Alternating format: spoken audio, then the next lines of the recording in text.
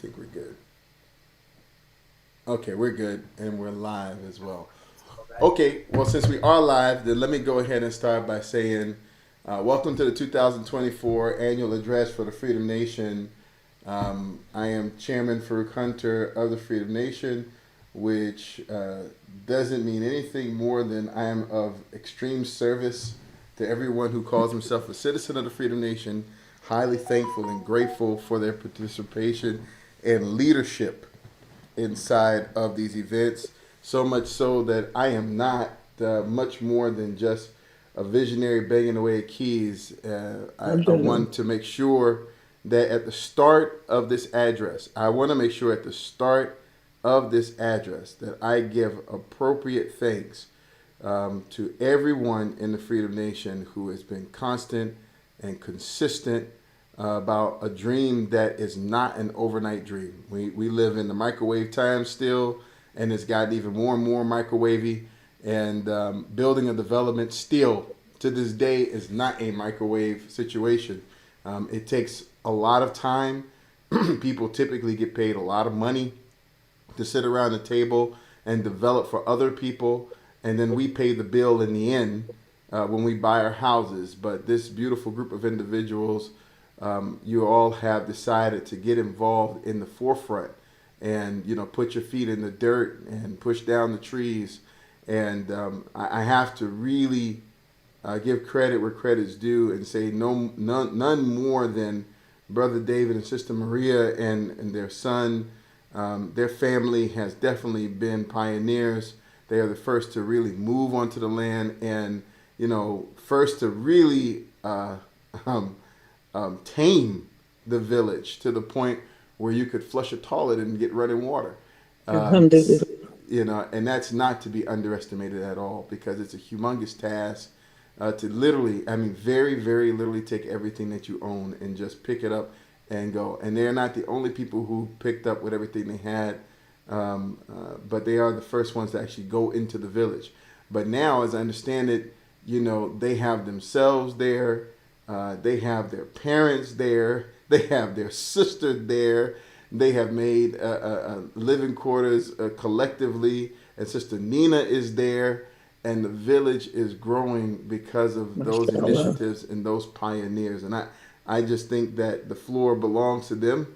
And if we can just for a minute just congratulate them, if you want to do it with a clap, a thank you, hello, Yes. alhamdulillah, whatever, Yes, give them some absolutely. love. Y'all open up your mics and give our people some love, man, for all the hard work that they're doing and the pioneerism that they're doing for all of us. Y'all have my utmost Alhamdulillah. gratitude.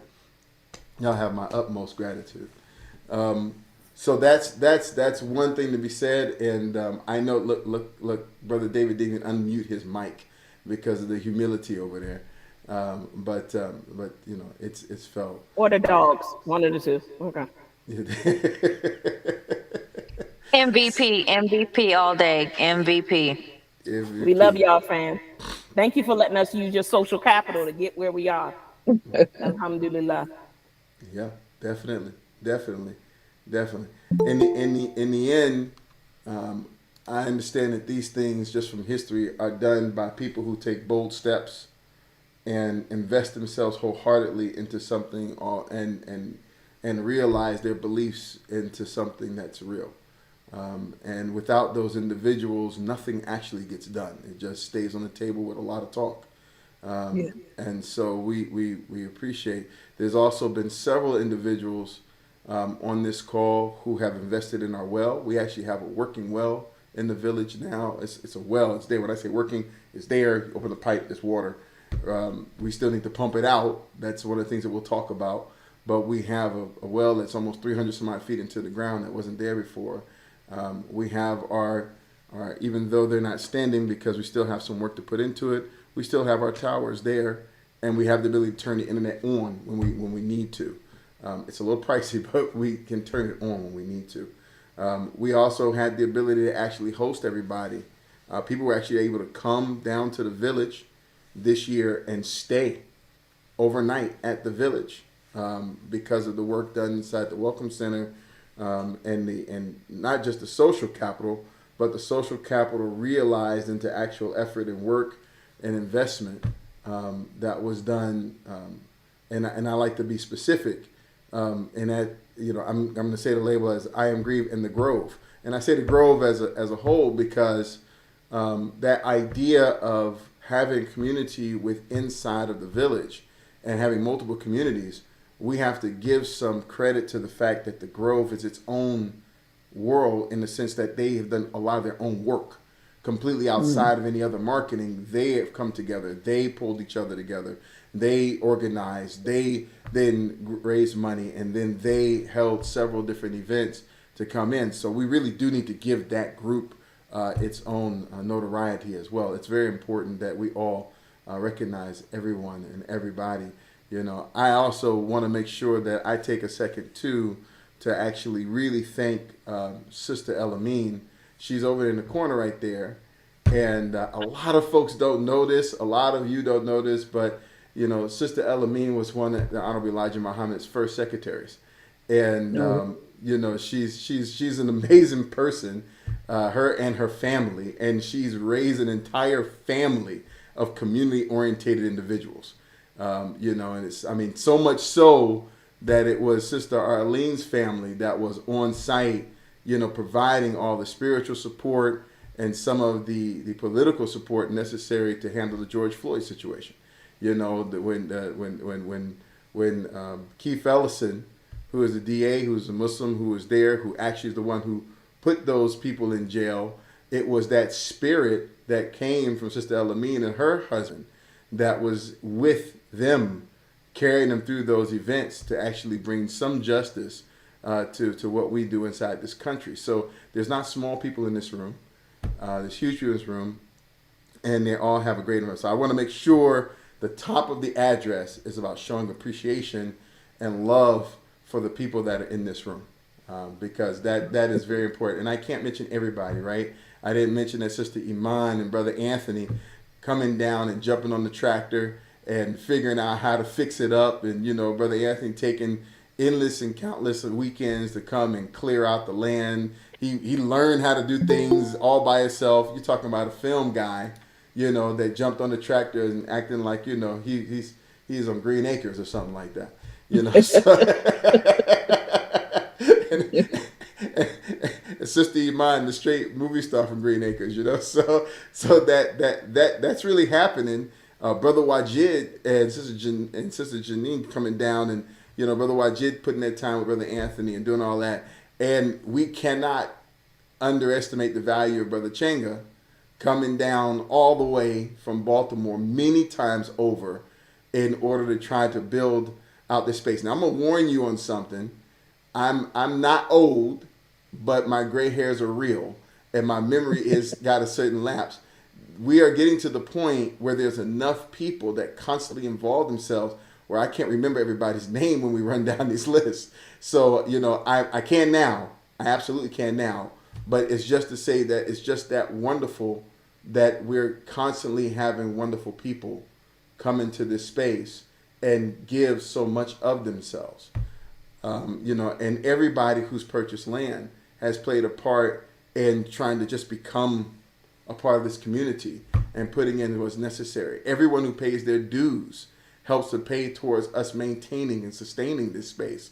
All of that's important. Every single drop of it and every single person is important, and that they're all people who took a dream, an idea, and realized it into action. And that's to be commemorated, honored, and spoken out loud. And I really wanted to make sure we took the time to do that. That being said, I'd like to get into our actual address, and I'd like to talk about a couple things, but I want to start the address now. Forgive me for this. This is going to be a little bit raw. I'm going to cue up the videos. We have video addresses from each of our committee heads. And like I said, it's going to be a little bit raw. Just give me 1 second to cue it up. We have our, if you don't know, if you're unfamiliar with the Freedom Nation structure, when you become a citizen of the Freedom Nation, and then I'm going to recognize Brother David, he has his hand up. Anybody, while we're having this conversation, feel free to click the hand up button, or you can toggle your mic. So you can just click on and off on the mute on your mic, and I'll see that too as well. If you can't find the hand raising, Otherwise, the hand raising's on that bottom of this Google Meet, and you can click hand raise, and it puts you inside of a queue. So we have the Freedom Nation, which is more of a global organization that is focused on the holistic picture of what it means to empower Black Americans in order to have a say over their lives. That is, and to create peace and prosperity. The realization of that desire, of that work, are the Freedom Villages. Freedom Village, we have two.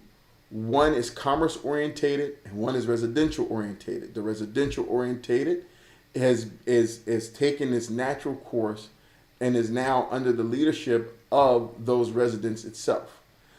In that space, I'm a resident like everybody else, and we freely elect our mayor and we freely elect a village council that we ask to take on various tasks to organize us in the development of things like our infrastructure, our rules, and the planning for our development, to welcome new members in, to fix and repair things, to make sure that the land is maintained, that there's a good presentation if you drive up to the space. And we are in constant flux, constant work, trying to get those things done. We are learning how to manage ourselves at the exact same time that we're managing ourselves.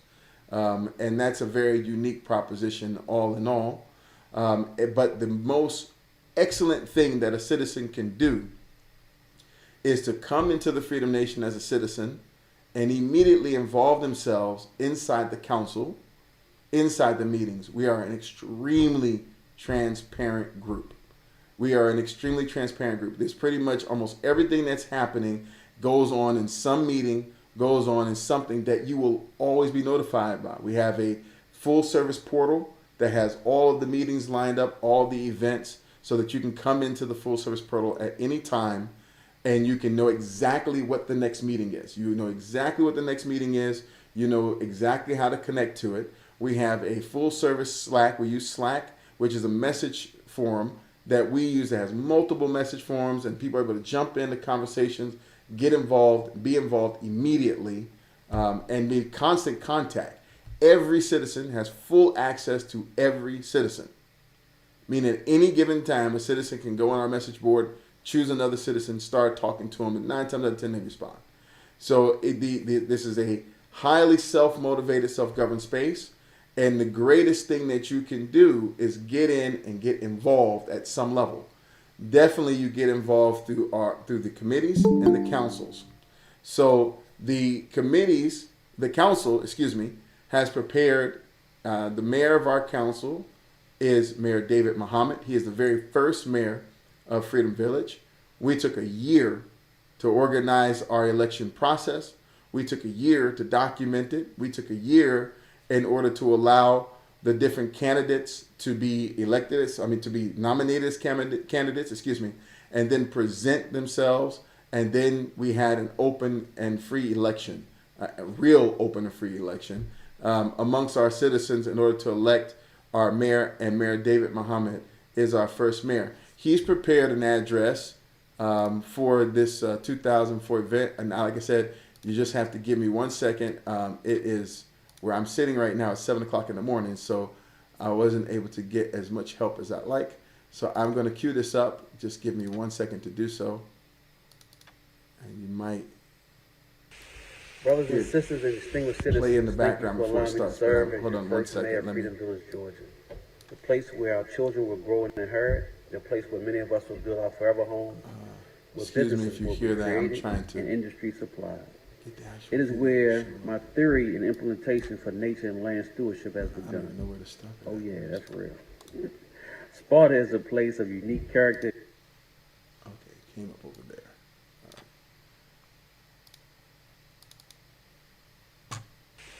Brothers and sisters and distinguished citizens. Here we go. Okay. So let me share the screen, and I'll put this in here.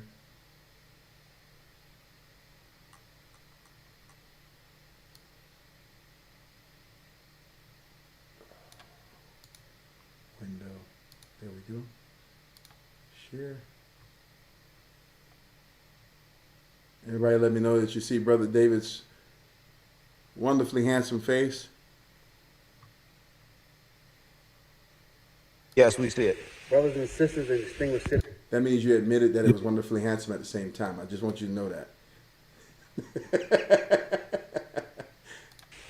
Brothers and sisters and Can you hear? distinguished citizens, thank you for allowing me to serve as your first mayor of Freedom Village, Georgia. The place where our children will grow and inherit. Yes, we the hear, place but where now the vessels picture will is have not forever moving. homes, Okay, there we go. businesses will be created and industry supplied. It is where my theory and implementation for nature and land stewardship has begun. Oh yeah, that's real. Sparta is a place of unique character and great historical significance, all set in one of the most beautiful places in the world, Hancock County, Georgia. Freedom Village, Georgia, will host many innovative green businesses and will lead the way in green technology within rural Georgia. The history of Freedom Village shows that it has regularly punched above its weight. It is a great honor to become the mayor of Freedom Village, Georgia 1, and it is my privilege to represent this community.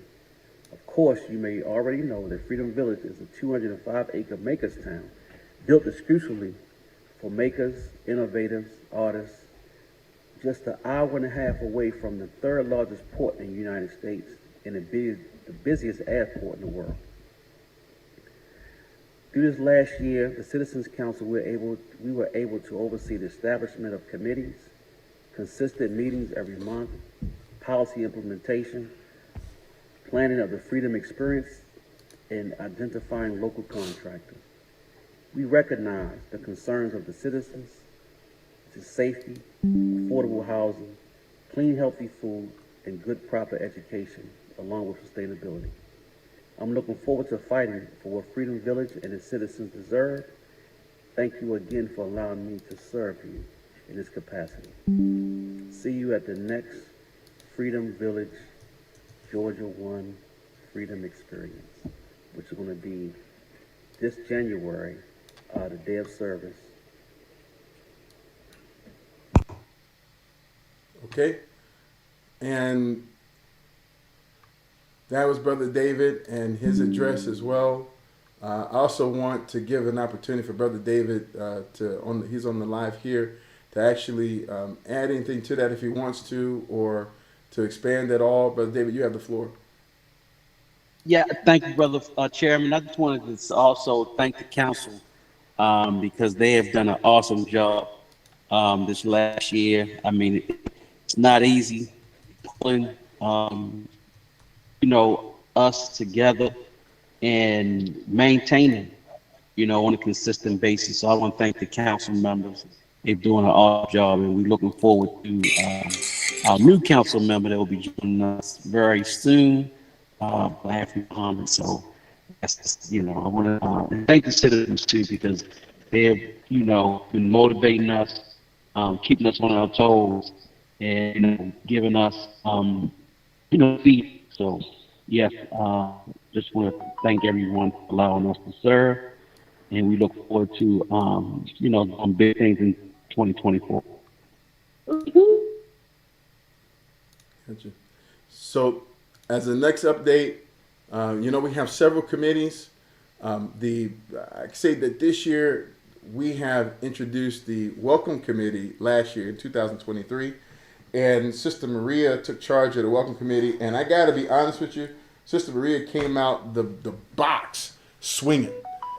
She just immediately started coordinating, organizing, pulling people together, building up her committee, setting meetings, sending out exciting little all of Sister Maria came out swinging, and it shows as well inside of her dress.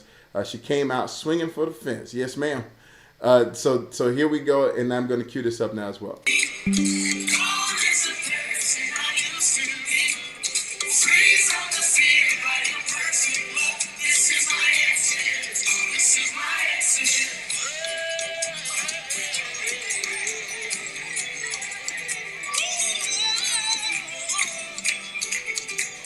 Welcome to 2024 Freedom Citizens. This is your Sister Maria Muhammad of the Welcome and Events Committee, the WE Committee. What we did in 2023. Well, we met, we sang, we planned, we bonded, we missed a whole bunch of meetings, and we laughed.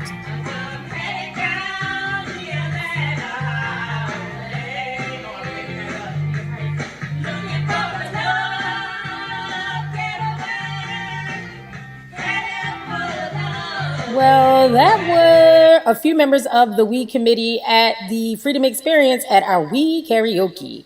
So we are going to be doing more events like that, online and in person. And the first one we have coming up is the MLK Weekend of Service. We're going to be building a lot of things on that weekend, this coming weekend, actually. And mostly we're going to be building community. So please, if you have the time, please come on out down to Lot 1 on Freedom Village, Georgia. And then we're going to have a party on the portal. Everybody is wondering what the portal is. Brother Farouk is always talking about the portal, and I don't know how many people can use it. And so that is the purpose of partying on the portal, so that we can use it, get familiarized with it, and use it as our source of communicating. And then, of course, the recruitment drive. We need your help. We need Freedom citizens to roll up their sleeves and get to work. And how better than to do that by joining the Welcome and Events Committee? Your Freedom Nation needs you, your time, your talent, your resources, so that we can build and shape the community in which we can be proud of. So hopefully you will join us soon. Peace. Peace. I had to say that. So, Sister Maria, you have the floor. I want to, like I said, give the floor to Sister Maria. I think it's an awesome presentation. And want to make sure that you can add any kind of words that you want to it about the Welcome Committee.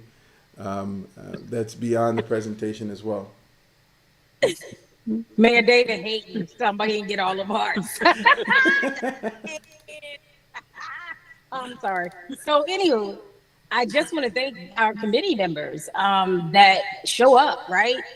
We are all, this is a voluntary army, right? So we are all doing the best we can with the time that we have and that we can find to contribute to this work. So I definitely want to thank the committee members. I want to thank the planning committee as well, because they always jump in because we work very closely with Anita, Shabazz, and Claudia, and I think Julie. I'm not sure who else is on that committee, but we're just thankful that they show up at our meetings as well, so that we can work cohesively together to build all of our dreams on this Freedom Walk. So please, Sissy Zabe and I are going to do the first workshop on the portal with expectations versus reality, right? Because everybody freedom doesn't look the same. And so we really want to talk about what freedom looks like to you and how we can work, align our forces and make this thing do what it do. So I just want to thank the committee members, Mayor for jumping in on the meetings from time to time. And I just want to thank all of the We Committee for committing to help our Freedom Nation go further. So thanks a lot and love y'all. Peace. So thank you, Sister Maria, and thank you for your update. And I will double down and reinforce our Welcome Committee is a very important a very important committee. We would like the Welcome Committee to take charge over some of the freedom experiences. Before I play the next one, I want to kind of just really quick cue up and just share this idea of the freedom experience and what it is, and the fact that what we've done this year, one of the things that we tried to do this year is to try to see if we can just culminate everything together. I mean, we've always had our annual town hall meeting. We've just recently switched from being at Lundy Creek Lodge to doing it inside the Freedom Village. And it was, for all those who did not show up to the event, I will tell you, if you ask, it was completely rainy and cold. And it literally rained on the days we were there, which was, if you believe some of the old adages, there's an idea that rain brings blessings. And that when it rains, it can be uncomfortable, but, rain is what triggers the growth of our food. Rain is what brings us water. We can't live without water. We literally just can't. Like, if there's no water, done. Just abandon that place. You'll never live there, right? So the reality is that there was a blessing and a little bit of hardship. It was a hardship to move around in the rain, but it was kind of like two things at one. It was one just saying clearly to us that our blessings will come with our hardships. And I thought that was really powerful. And I think it's a very powerful way to interpret our last physical interaction that we had collectively at the village, that our blessings and our hardships are bound to one another. And, what we did, and what, I say we because it was a collective. It was, man, I was just happy to be there. I was happy to be at service. I was happy to be able just to cook a little bit of grits or something for everybody, or do whatever, But Brother David and them had already went out and got the tent, and I'm going to say this, the other brother that was there before, Brother Arslan, actually did take the time to put certain things in certain places. Not always like we asked, but he did put in his work. And so we had the kerosene heater there and everything else so that we could heat everybody up. And we just took control. And we set our own pace. Even Sister Arlene came out there and she was talking about coming out again the next day. And, I'm going to put you on the spot, Sister Arlene. Arlene came out there in her walker in the mud and walked up inside that tent. And then when she came and said that she was going to come the next day, she doesn't know this, but I whispered to her daughter-in-law, I said, I'll come into the city. Don't make her come out here again.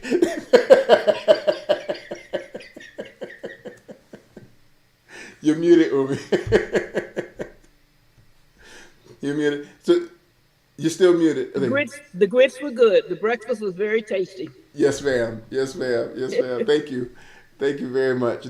So we had a great time, and we like everything else that's required of us to make this a reality.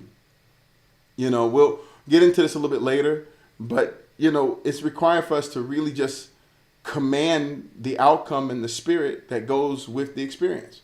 It's very easy to say that the rain made it horrible. It's very easy to say it made it cold, but everybody threw in their coats. Everybody had a good time. And because of the spirit of the citizens, we were able to make it a most positive and productive experience. Now, that experience, we want to commonize it, because what I have found is every single time that this groups of citizens get together, we have a great time. I have not been to a single event that we have had, small or otherwise, where we have not had a great time. The spirit of the Freedom Citizens is off the chain. And we wanted to kind of honor that in a single space called the freedomexperience.me. So we actually have a website up now that is freedomexperience.me, which is just a continuing experience. And it gets us into the theme. The theme of this 2024 annual address is we are the community we want to be. And this is important because I think myself, and I'm only speaking for myself, I'm obsessed with results. And I'm obsessed with hard work. And a lot of times we go into a thing and we forget that it's the process itself that is the gift. It is the beauty in the process. The process is amazing. And if you forget that, if you somehow fail to understand that one of the most beautiful things that we had going on is the process, then we lose darn near 90% of what we're trying to do. The community and the physical space, this physical village that we're creating, is only a materialization of the community that we're becoming. It literally can't be better than that. If our community is weak, you can put 100 houses down and you'll have 100 strangers. If our community is strong, you'll put 20 houses down and you'll have 20 extremely warm, strong communal members. So our community started the day that we decided to involve ourselves together with one another. And I really want to reiterate that as a citizen of the Freedom Nation, the thing that you are trying to see, like now, right, before there are big houses up, everything, the social proof that you want is that this community can gel. Right? So it wouldn't matter what was on the ground. I know several communities, actually.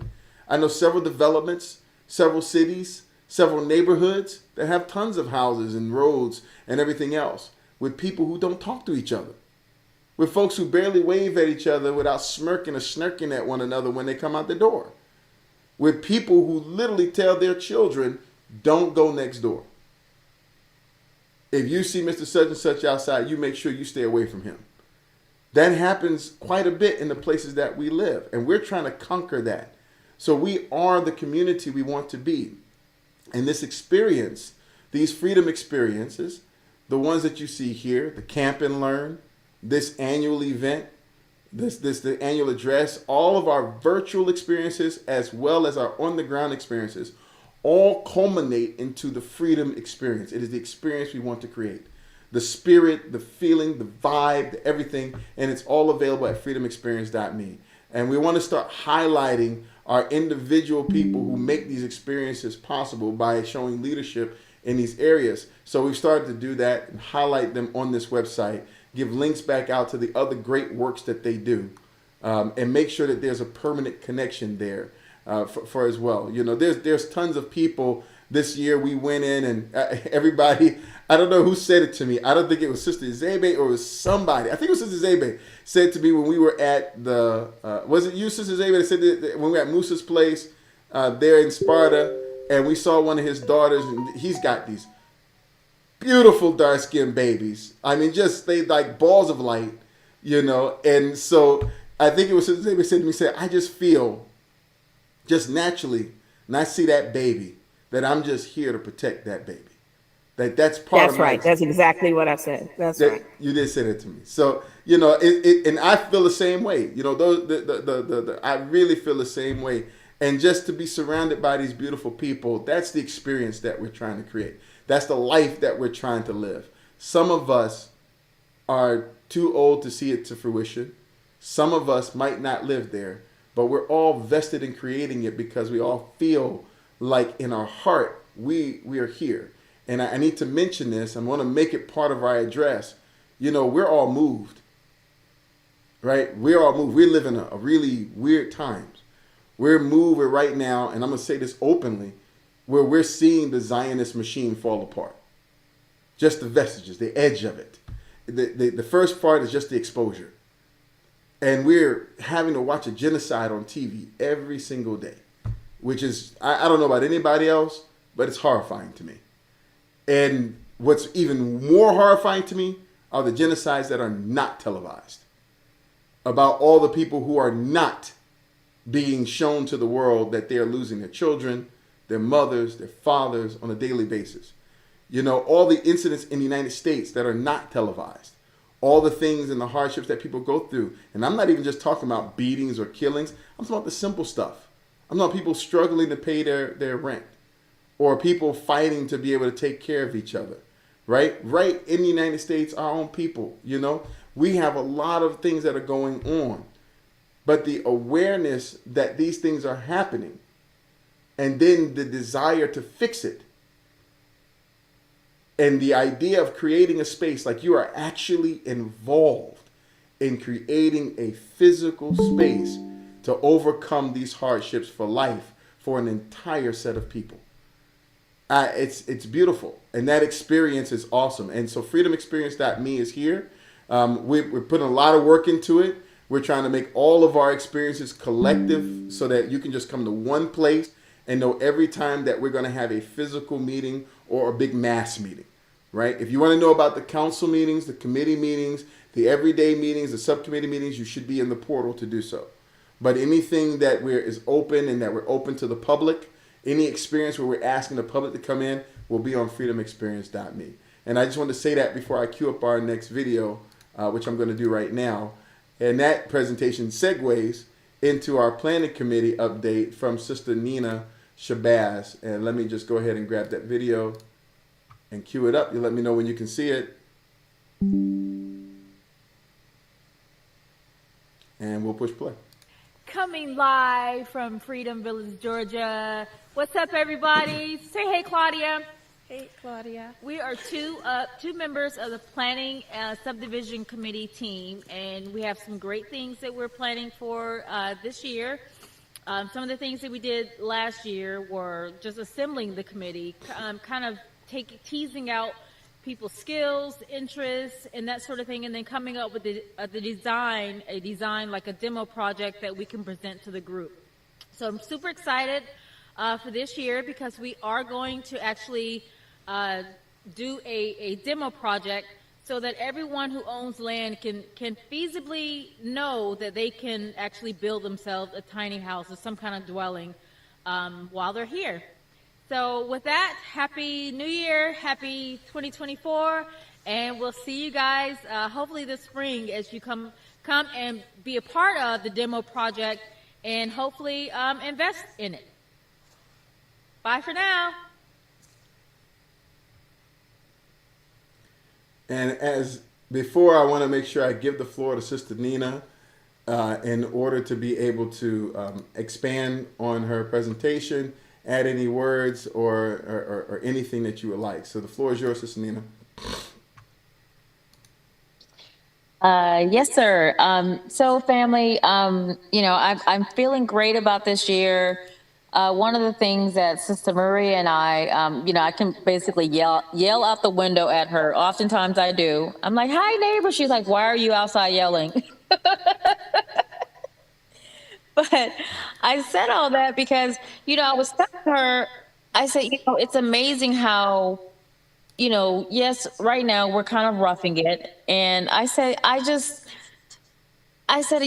think that we are here because, we're not, we're not built to have a quote unquote normal life, you know.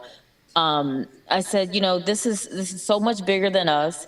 And I said, when our houses are, actually built, we'll appreciate that much more. I'll remember when I'm sitting, looking at drywall that I helped, put up or not put up. I'll say drywall patches, like the mud, because yeah, I didn't do any of the drywall, um, but I was saying that this, like Brother Farouk mentioned, it's in the process. It's in the like, it's all about like if you are just so looking at the means to an end, then you miss the process. It's the growth is in the process. The beauty is in the process. The respect is in the process. And so, as an urban planner, we spend a lot of time in the process. How do you get from raw land to a development from A to Z? And it's a daunting task. And it's one of the things that I'm really happy that people who, like Claudia, she was like, I don't know what I'm like today when we were doing the video. She's, I don't know what I'm doing. I said, neither do I, but let's just tell them what we're gonna do.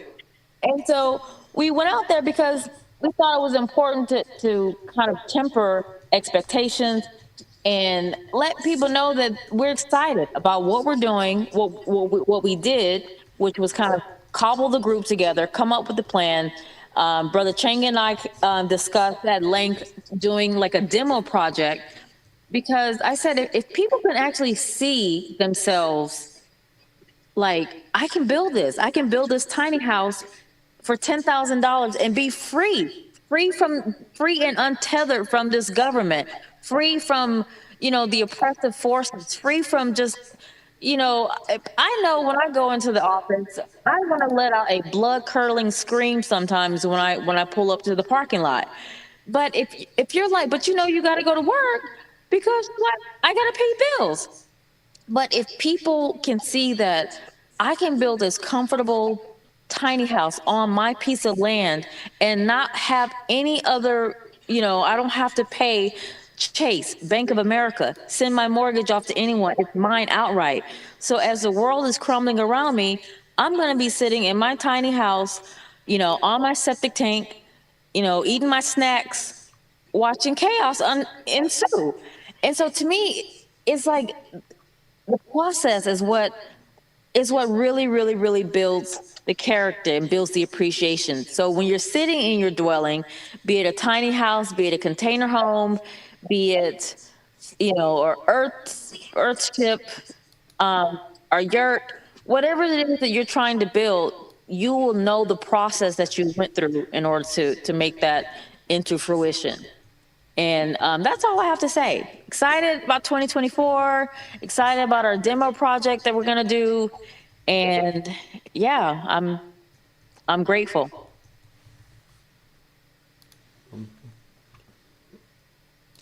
So that is the address. We have one more, and Brother Anthony wasn't able. He said before that he wasn't feeling good. He's having some migraine issues. And but if Brother Anthony, if you can, if it's okay with you to take the floor just for a second, Yes, sir. And I was actually sitting here trying to do it as we're in process, but wasn't able to really get what I wanted as far as the wise.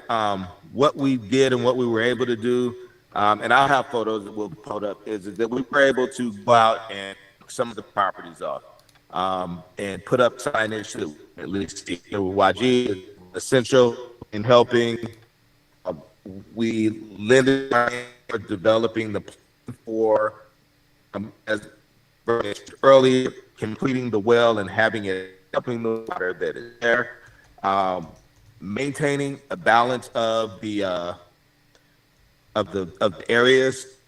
Again, painstakingly enough, literally our little hand tools, and we were able to acquire a couple of riding mowers to be able to maintain the lawns and continue the pathways out to clear so that we can have space to and travel amongst the time. So in this upcoming year, what we will accomplish is we will get those land markings marked out even better and more clear for those that are interested in being able to see their space in place. Again, just being able to touch the ground and look at it and go, this is going to be my view. It's essential to feeling and getting the things that looking into developing some land building processes, which be confirmed more with Brother Wajid and Brother Chenga as well, as far as what are some building processes that we are able to do and maintain on our own. Because again, part of freedom is being self-reliant. As the sister said, the Honorable Elijah Muhammad told us to do for self. So that's one of my main goals is what do we need to do to be able to be self-reliant amongst ourselves and be able to share that wisdom and knowledge. And again, Brother Chenga, the experiences that we learned in just laying electric. These are all tools and skills that we had no idea that we ever had any inkling and ability to do. And we have more than the ability to do with the proper guidance.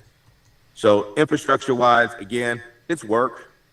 We just need to get out and we need to hold hands one day. Well, not necessarily hold hands, but, get through and pick up said debris that are around and just maintain and make it what we want to make it. We have that opportunity. So the infrastructure department, again, we just want to figure out ways to maintain, to build. I've been looking and learning rammed earth processes, which is awesome and incredible, which coincides with the brick making that Brother Farouk has laid out for us. And so there's things that we can do. And we just have to get ourselves in a place in the process to want to work and continue to work. And I would much, much rather come and work towards my existence in my life than go and work for somebody. Let's just work and let's just build. It's time to go. And that is the infrastructure report. So I want to definitely make sure we thank Brother Anthony. Like I said, he just came in and literally just jumped on the tractor. As country as that sounds, is what he actually did. And he just, started going to work trying to figure it out, and found a whole nother skill set. He even took and made some sacrifices, to go onto a construction site and learn some of the construction processes and other things.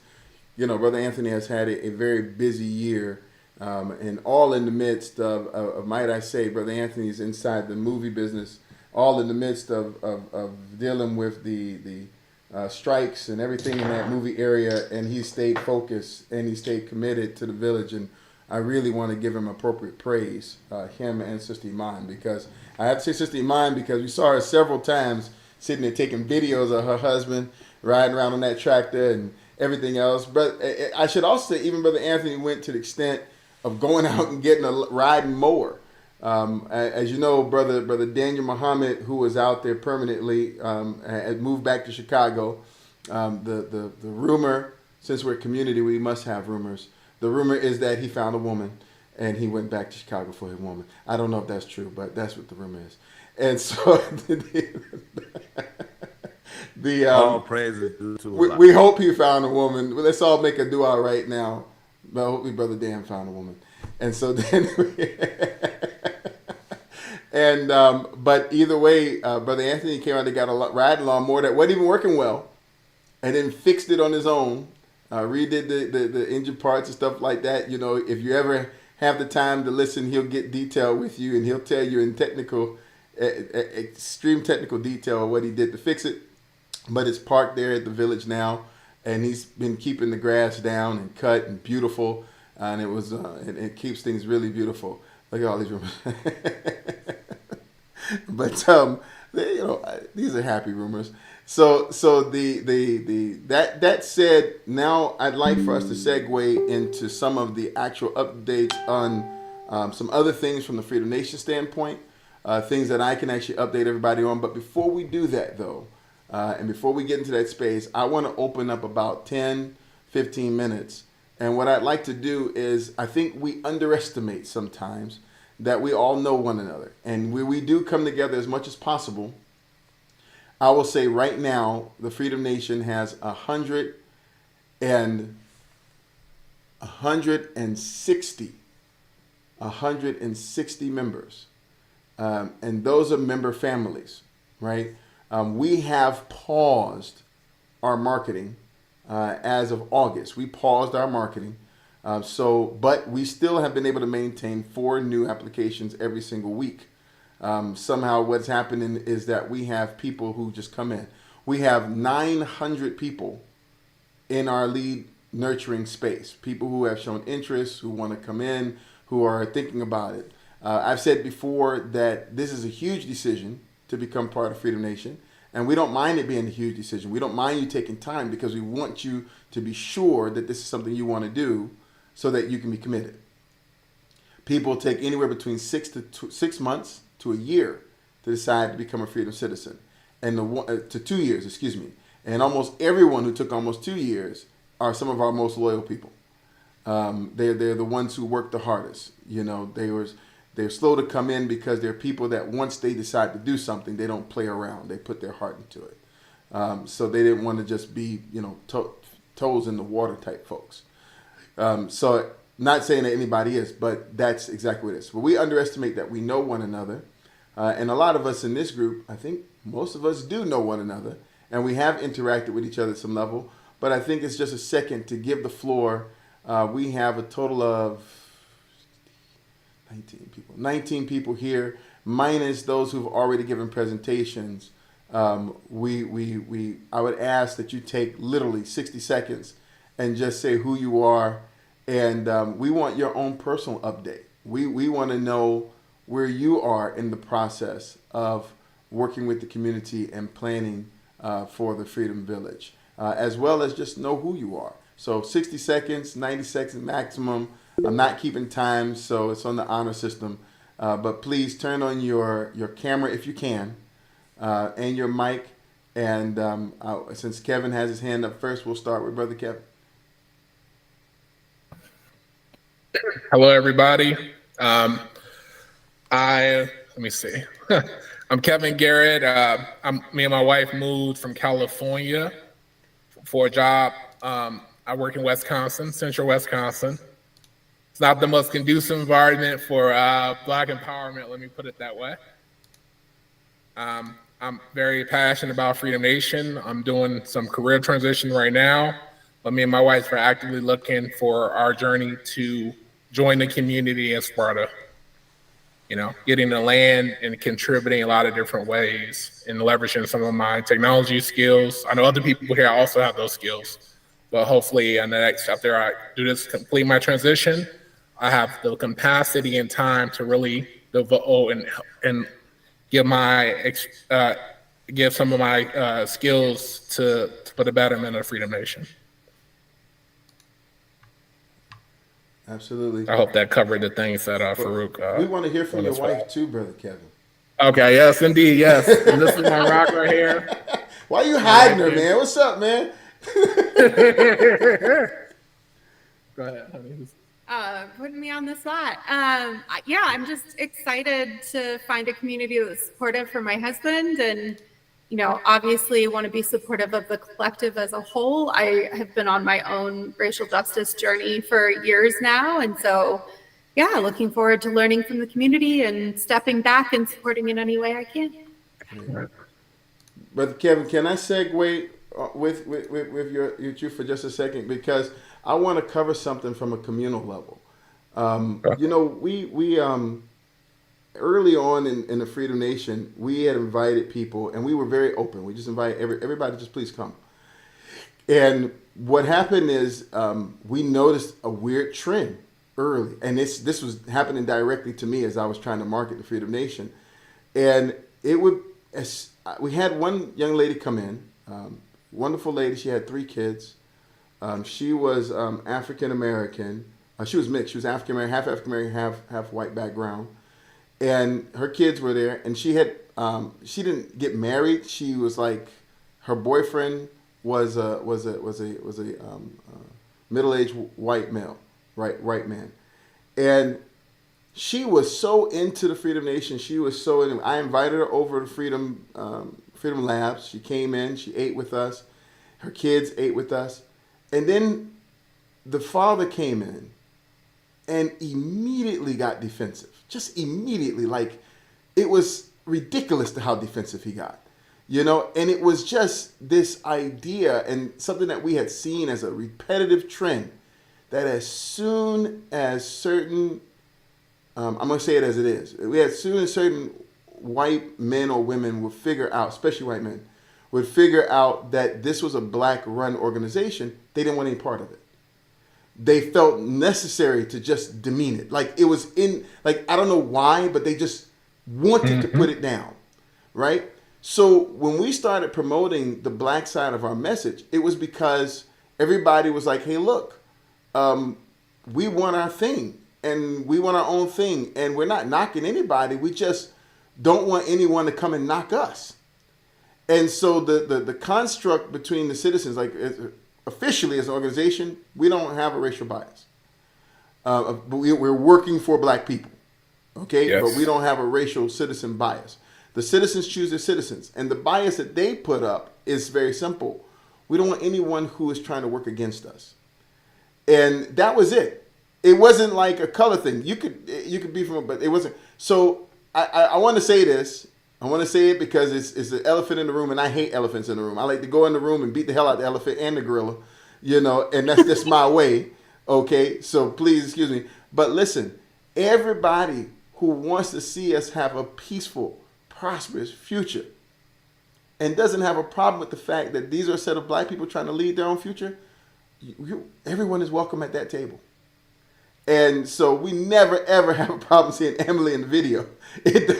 So I want to make sure that that's not why you was hiding over there, because we don't have a problem with that at all. I'm working on stuff. Yes, I'm approaching it directly though. I want to say it directly. Yes, my hit it wife right on the like head. I don't want to play around with it. We're a community. We should not play around with each other. We should be very direct. Yes. That's how you build love. And that's how you build trust, is by being direct. So I am, and I want to let you know it's there, and we're not beating gorillas or elephants. I like beating gorillas, elephants, but that's one last thing, Brother Farouk. I want to add one little thing. Yes.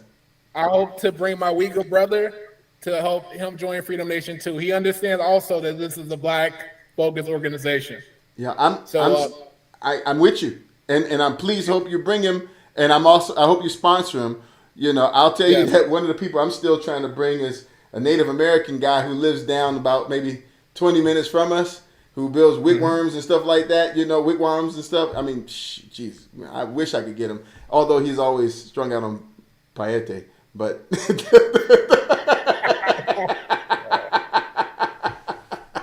we'll work on that.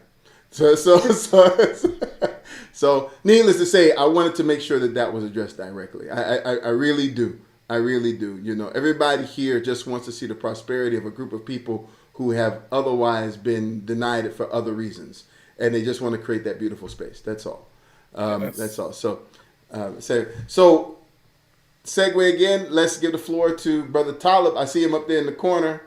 Assalamu alaikum. You got your 60, 90 seconds. Wa alaikum salam wa rahmatullahi wa barakatuh. And it's good to see everybody, the the spaces that I recognize, and the people who are pretty much new to me. I'm not pretty much new to Freedom Nation, but as far as being involved in the actual village in Georgia, I didn't get there in time to get some land, but it's all good. You know, the first phase is going forward, and it's good for me to see it. It's always an inspiration. And Farouk, my brother, you know, mashallah, may Allah reward you. Always an inspiration, everything he says. And I just stay with it. I'm also in connection with the Kazakhstan. Did I say it right? I'm sorry. And the project there, and you know, I have endeavors there to do business maneuvers and even, you know, get property there. So a lot of things that are in the future are very, very, very lucrative and on the up and up for me, as far as without me positioning myself. But I'm just waiting for things to come through financially. You know, we can't do anything without money. Many of us know that. Even building this village and the villages anywhere that Freedom Nation will endeavor to do in the future, it takes money. So you just have to build your money and your finance better. You know, now that I'm more financially literate, I've been able to maneuver myself. So I'm just waiting for that, but I'm still with the community for everything that's going on. And soon I may be able to travel to Georgia, and I'm with you, Farouk, maybe, and then others over there who are handling some of the affairs there, to where they can, you know, greet me when I come with my wife, because I'm supposed to be visiting my aunt and my grandmother. She stays with my aunt out in Georgia, I think Marietta.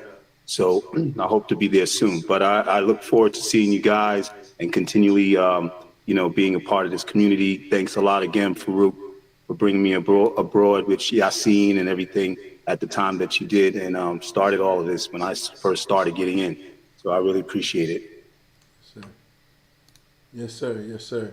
So, Sister Izebe?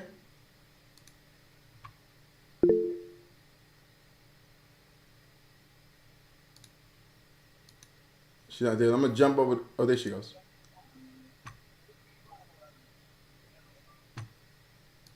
Sister Izebe, the floor is yours. Peace and blessings, family. Brother Farouk, I forgot what you asked us to say, but my name is Sister Izebe Muhammad. I currently reside with my family.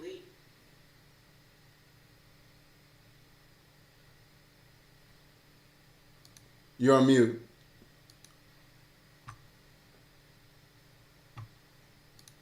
Sister Izebe, you're on mute.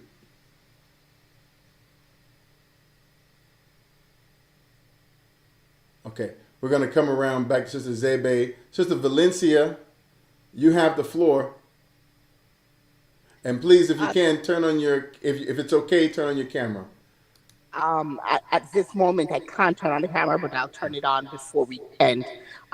Good evening, everyone. My name is Valencia Maponia. I think I can say I was one of the very first buyers into the community, and Elder Farouk, you can verify that. Um, I remember when we had our conversation, it was stemmed around the fact that as a Black immigrant, recognizing what the U.S. is all about and the history, and knowing from where I'm coming from, that I am originally from Jamaica, I recognize from a long time ago that wealth is based in our land. I was fortunate enough to grow up with grandparents who invested in land. And as you know, we're coming out of a slave background, but we have land and we still have land in Jamaica. And one of my goals was we must have land in the US as we immigrated here. And we have spoken about generations. I do have a son who just turned 20, and that's something that I want to impress upon him by being a role model and passing on to him land and having him understand how important it is that if we're talking about freedom, we have to go to the basics, and the basics is to start with land. One, because it has wealth in it. Two, because you can eat from it. And three is when you fully own it, no one can say anything to you about it.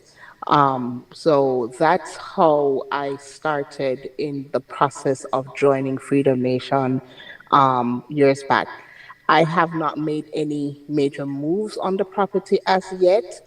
And that's because I am doing multiple things at this point. I'm still in the building phase in life and doing many things, but I could not have made the opportunity pass to own that land in Georgia and to be able to know that this is something for the 7 or 10 generations to come in the future. I I am an Adventist. I'm a Sabbath keeper. So I might be one of the different in terms of the majority of the citizens of Freedom Nation. But at the end of the day, that doesn't matter. I want to believe, as Elder, you have spoken about the fact that we started from an open position, that it really is about us as a people understanding who we are and understanding that we have to make a way for ourselves outside of the typical government as we know it. So I'm excited to be a part of the community. I'm excited to be a citizen of the community. I do have some long-term plans and intention. Part of it is I do have the intention of lumber. I believe also in lumber and what it should do. Um, and I do have some other thoughts in terms of, making it somewhere of like a country home, a hospitality kind of setup for myself, my family, and for others in the future. So that's where I am. I think I've said much, but just wanted to say I'm glad to be here, and it's good to see the progress that is being made. Yes, ma'am. Yes, ma'am. And so I'll open the floor as well to, I'm looking for the rest of my attendee list here. Uh, Sister Arlene, and your. I already talked to Brother Farouk. I already talked. Nothing much has changed, Yes, ma'am. except I have been associated with this particular community since 1958. As a matter of fact, I grew up in the Nation of Islam pretty much from the age of 12 on. I was able to attend Muhammad University of Islam, from which I graduated. And I came to work for the nation from 1963 up until almost all my life. I moved to Minneapolis, Minnesota from Chicago, Illinois in 1976. So we've been here a little over about 47 years. And so I guess I could call it home, but Chicago's still home. But I'm just so excited about Freedom Village. It just, I don't know, it just makes me feel like we're finally doing something. And again, I may never get a chance to live there, but I know that, hey, I put my foot on that soil. So I'm real thrilled about it. Yes, ma'am. And that's the end of my story. Yes, ma'am. Yes, ma'am. Okay, we have, unfortunately, our time is going to run short, so we have the 2 minutes. I'm asked if you can try it quick. I really do want as many people in. I'm going to go down the list here, and Brother Anthony already had a chance to talk. So, the brother under Apex Haircuts, I know that's not your name, but I don't know who's underneath there. Apex Haircuts, you got the floor.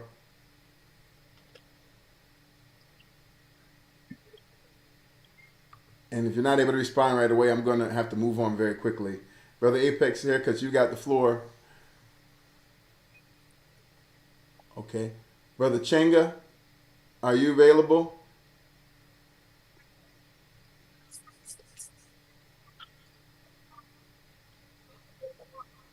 To give an introduction? All right, I'm going to move down. If I missed you, if you weren't available, you come available later. Feel free to chime back in right at the end. But Sister Claudia, Hello, everyone. Good evening. I'm Claudia. I'm the sister of David and Maria Muhammad. I'm currently actually on the land in Lot 1, and we, I'm working on various projects that we come up with, as well as the different structures, Okay. along with my sister, brother, and our parents.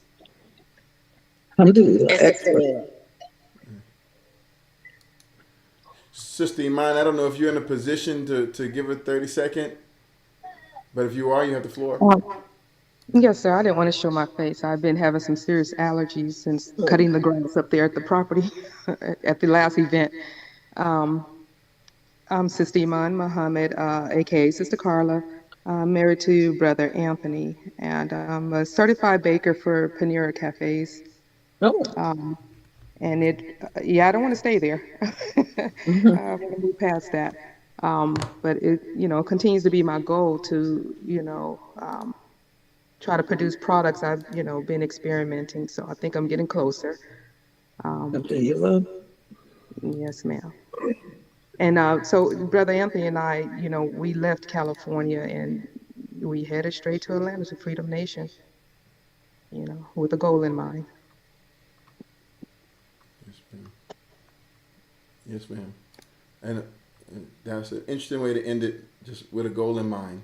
Just we don't know what it is, but it's just I'm just joking, sister. Hey, sister Iman, sister Bayena. Assalamu alaikum. Assalamu alaikum. Oh, Brother Jamal it's the power and Brother couple. Jamal. It's the power couple. It's No, brother Jamal and Bayena. it's the old couple. That has run out of power. Brother Jamal and I, we purchased the property several years ago, and it is my extreme intention that Our intention. that it is our extreme intention that we move on to the land. I personally want it to be as quickly as possible, but Brother Jamal has some things that he's been doing up here, which is significant in local and, and county government. And as soon as we can unensconce ourselves from that, we will be moving down to the property, which I don't anticipate being anytime before the next election. But after that next election, that's it. We out. We outie. So, inshallah, so that we can go on and continue our our journey with Freedom Nation. Jamal, you have anything to say? Yeah, I'm looking forward to moving down there to Freedom Nation to be able to take my construction management and general contractor skills and put them in place so that we can build and continue to build. And I know I posted something on the Build uh, channel in Slack. It was a little small video about a house that was designed in Spain. I hope some of y'all had a chance to take a look at it because it was like 1,400 square foot, and that's pretty much like the size of the house that we're looking to put down there, inshallah. So, as soon as I can break loose from electoral politics up here, then we're gonna jump in the RV, head on down to Georgia, clear that land up, park it, and start building, inshallah. Yes, sir. Love you, Yes, sir. Freedom Nation family, Freedom Village family. We love y'all too. We love y'all too. The sister Paulette. Assalamu alaikum. I'm Sister Paulette. I am from San Diego. I live here in Atlanta now. Me and my 4 children and my fur babies. I am looking to move down to the land probably within like the next, not this year, but possibly next year. I am a crafter, mompreneur, and just looking to do my part in helping to build as much as I can and help out Freedom Village. That's all. Brother Sedley.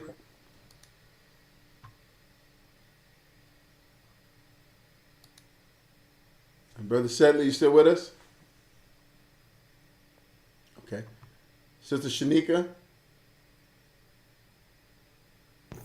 I'm here, Brother Farouk. Oh, Can you there's hear me? Brother Sedley. Okay. All right, let me put my video. Okay, here we go. All right, everyone. Nice to be here tonight. I'm Brother Sedley. I joined a couple of years ago after following Brother Farouk for at least 4 years, preaching the same message along Facebook. I'm here in Mass. So he's a real deal, and I met him in person. He's a real person too. Um, So I'm just glad to be here and be a part of this. I'm a member of the planning committee. I haven't been able to. I missed a couple of meetings lately, but anyway, just rest assured I'm still, following the dream and look forward to at least this year. I want to at least clear the land. I think mine is somewhere in the back there. But yeah, I'm here and I'm just grateful to be a part of, action takers. You know what I mean? There's a lot of, talk, and I believe in doing for self. So I'll always be a part of that, and I enjoy the process, and just looking forward to do bigger things with this group, and pray the best, hope for the best for everyone, and we'll go from there. Thank you. Look forward to seeing you guys soon in person. Yes, sir. That's my piece for tonight. Brother Sedley, what do you do for a living? Oh, guys, I work in heavy civil construction. I studied civil engineering technology, and I've been working in infrastructure, basically roads and bridges, for the last 13 years, and look forward to bringing some of that, to Freedom Village. So pray for me that I get everything together so I can be more present, Yes, sir. We in need Georgia. you. I'm in Massachusetts, by the way, just so everyone knows. I'm in Boston, Massachusetts. So. We won't hold that against you. Thank you. Brother Just Farouk, Elder Farouk, I have to ask, is Brother Headley one of my king folks? He sounds like a king folk. You got it, sister. We all, I think we're black first. But yes, Of course, to answer your of course, question, of course. absolutely. Yes. We had no choice in that matter, but yes. That's identified. All right, sir. All right. Thank you. So, Sister Shanika, and I want to make sure we share our gifts. Share your gifts and your talents. Sister Shanika, I think she's probably at work. Brother Wajid and Sister Janine. Assalamu alaikum. Hi, everybody. Well, like my song. We haven't been able to get a video on our feed before on the Zoom call, so I'm just amazed. Wajid didn't think he could get a picture on this call, so we're happy to be here. I guess we've been a part of the community for 2 years, maybe, since 22. And Wajid is a builder by trade, so him and Brother Anthony, as you heard, been working on different things out there and he wants his fervent desire is for us to get out there so when you all come, we can be of help to you. So that he can help you get whatever you're doing for your site, that he can help with that. And I'm prepared, and we're really ready to go out there whenever we get all the things worked out. So Yeah, we're just looking for more information on the septic system yeah, that's what. and so we'll try to get out there Sometime this year. month or next month. Well, sometime I would say this year, which, because I'm not as optimistic as he is, but that's how we go. So. Thank you very much. So Sister Vera? And we're retired, so we still have our skills, but we're relaxing a lot. Okay. Thank you, Sister Janine. Thank you, Brother Wajid. And Brother Wajid, by the way, let me just go ahead and add it because I speak about gifts. Imam Furkan, one of the local leaders in Atlanta, he told me, he said, well, Brother Wadjet is in his mid-70s. He said, but if you ever see him out there working in construction, he outworks everybody who's 50 years younger than him. So it knows what he's doing better. So there you go, Sister Vera. If you have the chance, if not, then we'll circle back around and okay, maybe she doesn't have the chance to. So that is, I think it's really important.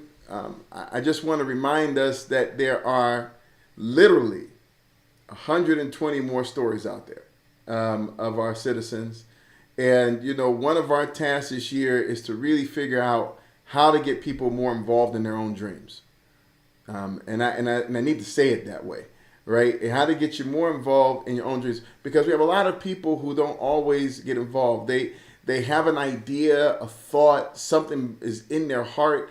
They really want to be a part of it. They stretch out, they reach out, they go through the steps, but then life just hits the crap out of them. And one thing that I think we have to be very honest with is that this year and last year have been tough for a lot of people. Some people have lost their job unexpectedly. They really did not expect to lose their jobs, and they did. Some people have found it very hard to find contract work.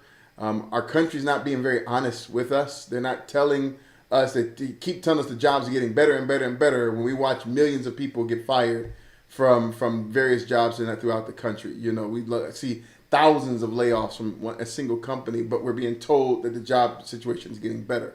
I think that's a crime.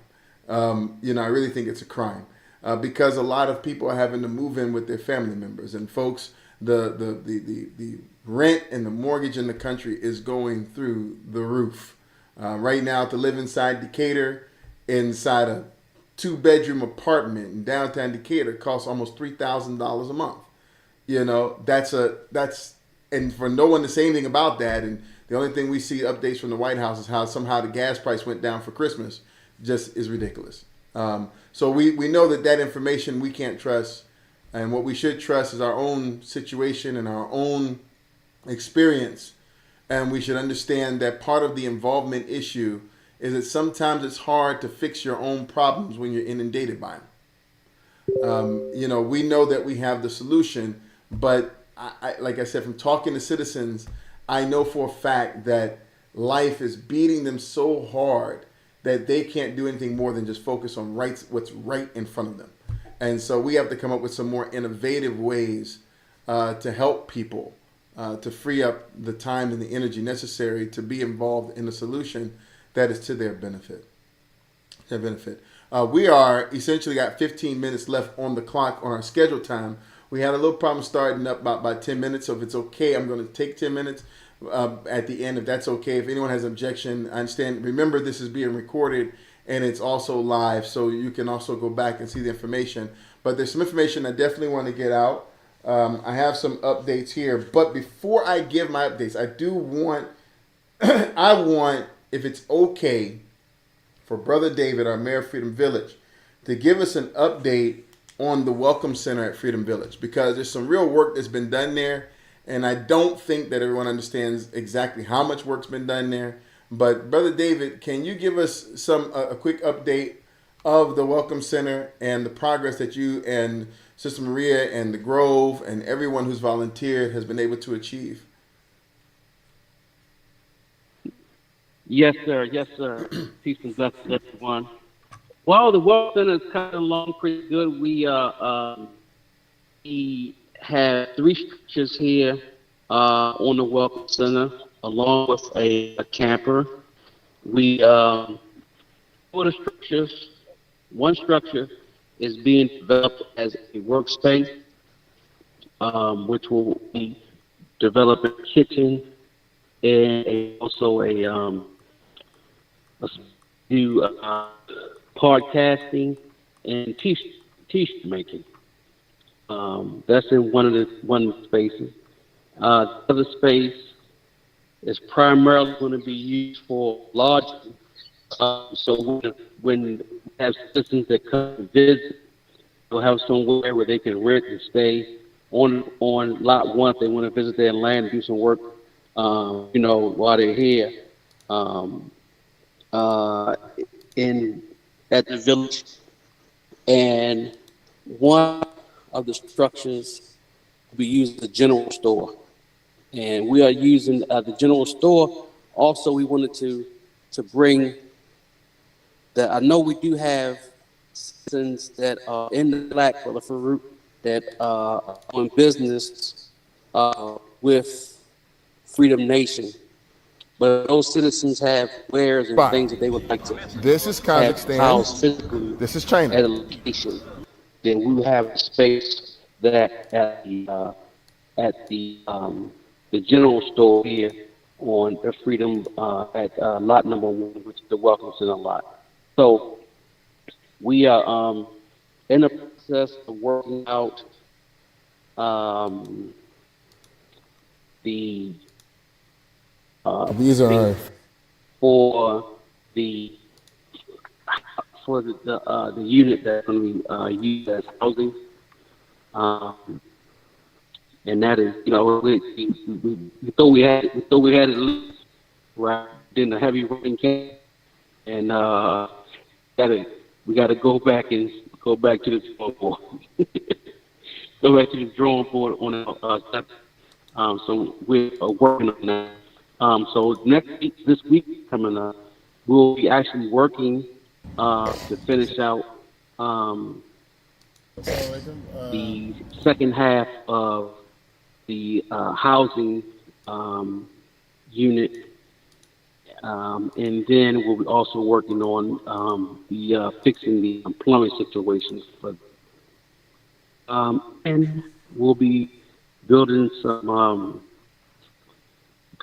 building a greenhouse this weekend, along with some raised beds, greenhouse coverings, and things like that. So that's where we're at right now. Oh, also to mention that we do have 5 other, well, for the additional 5, we have secured 5 other addresses for the building of homes that's coming to Freedom Village in a month. So that's already been established with the state. So yes. Any questions? Any questions?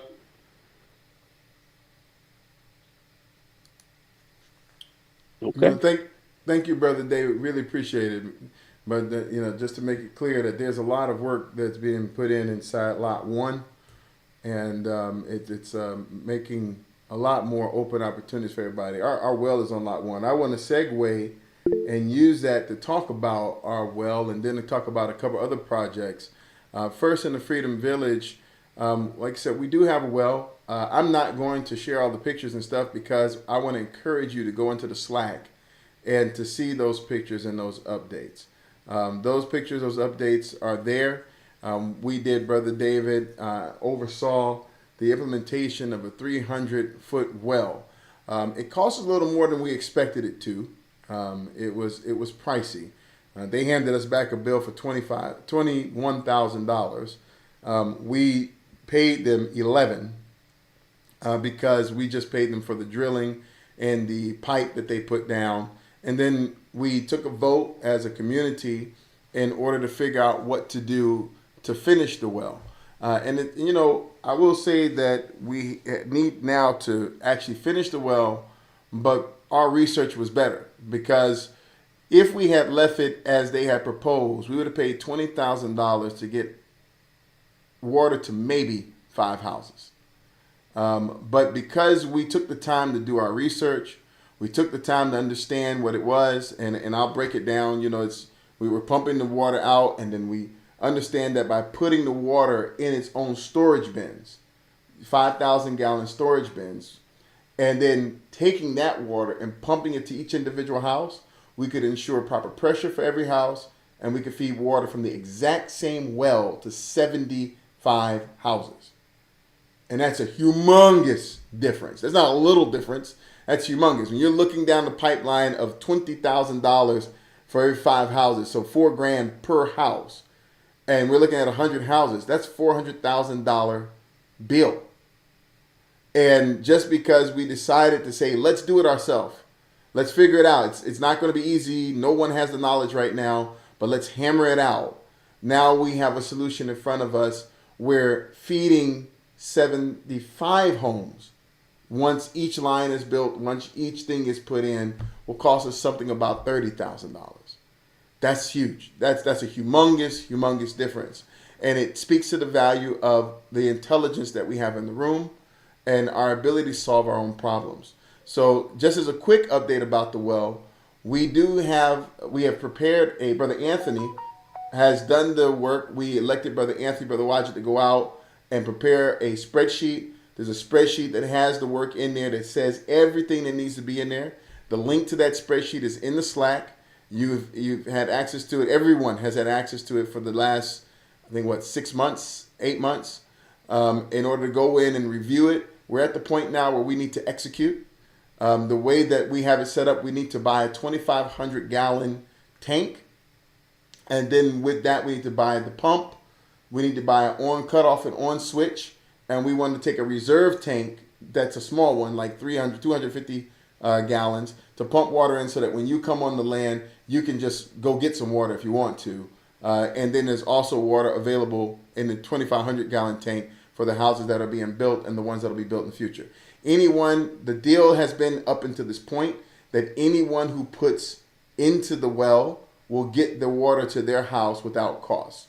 And then those who then pay for the well, those who come later and use the well, their monies will be used to maintain the well and the well infrastructure.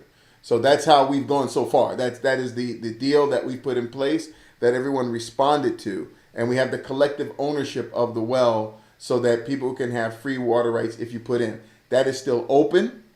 There's still about $7,000 worth of investment. Those tanks are $1 a gallon. So if I told you it's 5,000 gallons or 20, we want to start with 2,500, then that means it's $2,500. And then we also have to pay for, like I said, the pump. We have to pay for the initial lines, and there's some other work that has to be done. We have to build a little well house over the well. It's a big pipe coming out the ground right now, surrounded with a little bit of gravel that Brother David had delivered there, and it's the gravel he had delivered there. So we want to go ahead and finish that space out. I would love in this conversation, if the chat is there, if you have an interest to help put towards the rest of the well so we can finish that project, please just in the chat say that you do, and we'll follow up with you afterwards on it. So we'll follow up with you afterwards. But we do need to finish that. There's enough of us on this call to put in $500 a piece and to be done. You got my $500. I'm putting it in for the well. Anybody else want to match me on that? Then I think we can go ahead and knock it out. Right? The next thing I want to talk about, and what I'm going to ask is, either Brother David or Sister Nina or whoever has a hand free and can see the chats, whoever says that they want to put in, can you just document that person does, and we'll follow up later so we can follow up. Okay. The other thing is this. This has become part of the conversation, and that is setting a realistic timeline for the village. And setting a realistic timeline for what it means to actually finish it. And it's not just about the village. I think that I can say for myself that when we started this process, the first thing you go into is with this it's a calculated emotion, but it's an emotionally driven focus. Okay? It's a movement orientated focus. And the movement orientated focus is we need to fix it. We've got to do something. Right? It's not okay to wake up every morning and just know that everything is not exactly on it. To put your money down in the community and it's not exactly what you want it to be. And so you go into it that way. But the more we work in this space and the more we try to actually make this village a reality, the more you start to understand that you fall into pre-established categories of industries. And for us, the industry that we're all falling into is that of just being a real estate developer. And all rules and all laws apply. Everything, right? We're not able to escape anything. So whereas a developer comes into a space, identifies the right place to buy, buys a raw piece of land, and then begins to do the legal work, the survey, begins to understand the land and understand its composition and so forth and so on, and then go in and get roads approved, and then build the roads and get infrastructure approved, and deal with drainage, deal with runoff, deal with sewage, deal with so many elements that are involved. We are not able to escape any of those processes. Those processes and the cost of those processes are on all of us, every last one of us. I think the beauty becomes, and where we become very interesting, is that we are doing it as a community. And if you think about it, it's not a bad bid. In one case, for example, let's just use the scenario of a community, right? If of a traditional development. In a traditional development, you don't know the developer. The time that they walk in and they go to purchase a piece of land and they talk to the city officials or the county officials about what it will mean to build a subdivision in that land. Okay, and we need to use the term because that's what we're moving towards. Whether or not we've classified it as a condominium or not, we still fall under the definition of a subdivision. So they go to build a subdivision in that land. First of all, it might be 1 to 2 years before they ever purchase the land. We don't even know they exist. We don't even know that they're doing the work. They are getting paid a full salary to do everything they do. Their company is paying them so that they can go out and do that kind of work. Their lawyers get involved. Everyone is, and so forth and so on. When they get the land, they sometimes have to go through a city review, a council review, or something for the plans they have. And the planning stage, just the planning stage, drawing up the 3Ds, laying out the land, doing the additional surveys, understanding where the water goes.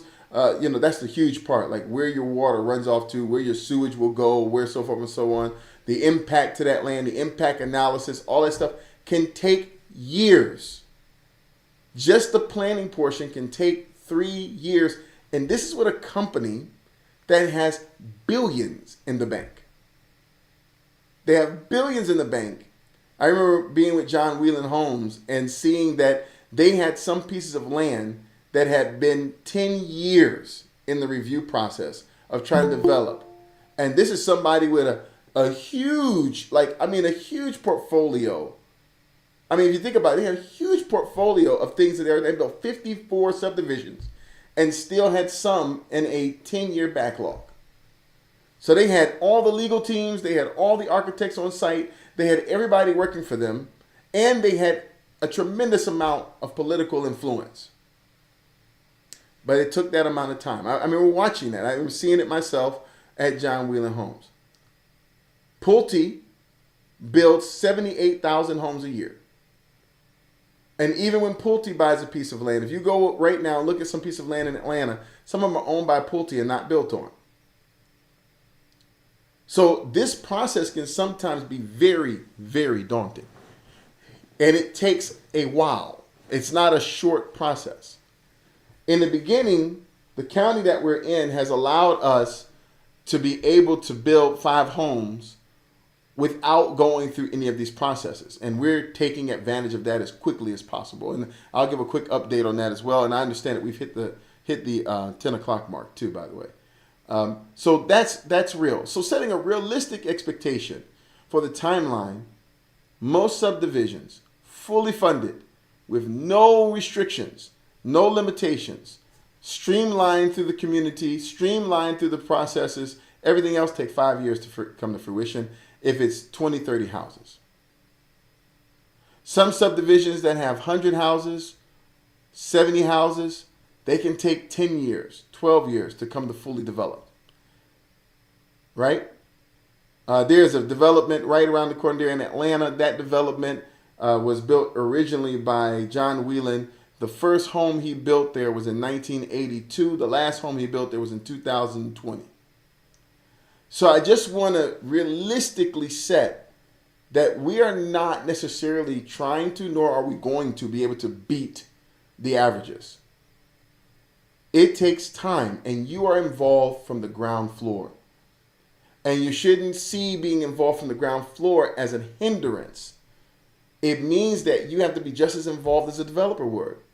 You know people who are developers, who are real estate developers, they go to work every day. So even during the process of developing, they are involved every single day, a whole team trying to get to that process. And someone's flipping the bill for those guys between 80 grand to 120 grand for their salaries and everything else. And on top of that, developers dig into a space that we have basically said to ourselves we will never dig into. And that is bank loans. Typically, most developments look into bank loans for development loans in order to do all the work that I'm speaking of. They have lines of credit. I know for a fact, when I worked at John Wheelan, they had a $500 million line of credit from Bank of America in order to be able to build $500 million line of credit.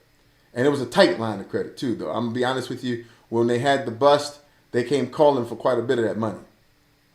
So they were able to dig into that line of credit to pay their operational expenses, to pay for their roads, to pay for all the things necessary to get to the point to then take, and I want you to see how this works. They take all that money they borrow, all their operational expenses. They take all of the infrastructure development, everything else, shove it into that loan. The loan has an interest rate on top of it. They pay the bank profit.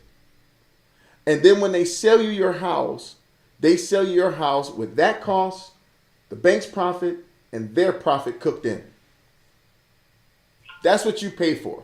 And then to make it worse, when you go in and pay for that $350,000 house that has all that cooked into it, when you go to pay for that and all that's cooked into it, you'll take on an interest rate of 6.57%, and you will pay the bank again for having loaned that to you. So at the beginning, without all that cooked in, the process is not as expensive as you think. It's expensive, but it's not as expensive as you think. And if you build 20 houses, or let's just say size of our village, you build 75, 80 houses. If you build 80 houses and you have a profit of $400,000, if you have a cost of $400,000 per house, you can see that's a nice piece of change, right? That's $32 million development. And they're going to extract that $32 million. And then when you paid $400,000 back to the bank over 30 years, you're going to pay almost $900,000. So the bank is going to take, not from the developer, not from anybody else, but from you, and force you 80 families to work and shell out almost $80 million. That's the typical method. And we're used to just coming in, and the biggest thing in our mind is, how do we approve for the loan? How do we get in? And then how do we make the payments for 30 years and pray to God that we don't get fired from our job in the process? Right? So this is a better process, but it asks more from you up front. And what we've come up with is this method called the Freedom Credit. And I've mentioned the Freedom Credit in the past, but I want to mention it again now. And the reason why I want to mention it again now is because of what it does. And I really want to convince people to get involved in this process. Think of the Freedom Credit like a, what's this called? A gift card. That's what I want you to think of it like. When you go into Walmart and you pay $100 for a gift card, you have a $100 gift card. You're able to come back in Walmart a year from now, 2 years from now, and spend that money and get the $100 worth of product. That's what you're able to do. Walmart takes the $100 and they're able to invest it immediately. They show it on their books for that year. So if you buy a gift card in 2023 from Walmart, they're able to show that they earned that towards their earnings, and they can then take that and invest it in growing the Walmart stores.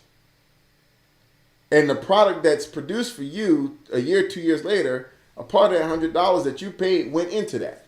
So every year, the United States, we pay billions of dollars towards these gift cards, funding the organizations in order to succeed, with the idea that by us funding them, we'll be able to come back and purchase something from them. The FCR is the same thing, but using a little bit more advanced methodology.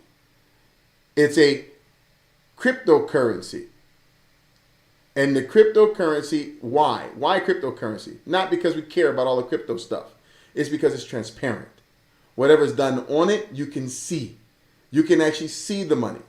And we have set it up, and we've set up subscriptions inside the portal where you can now pay $100, $200, $300, $400, $500 a month into the cryptocurrency. It comes into your wallet. You have it. It's yours. And then instead of us, like a developer, having to pay the percentage of interest, having to take profit, and then bill it back to you, we pass that back to you in savings.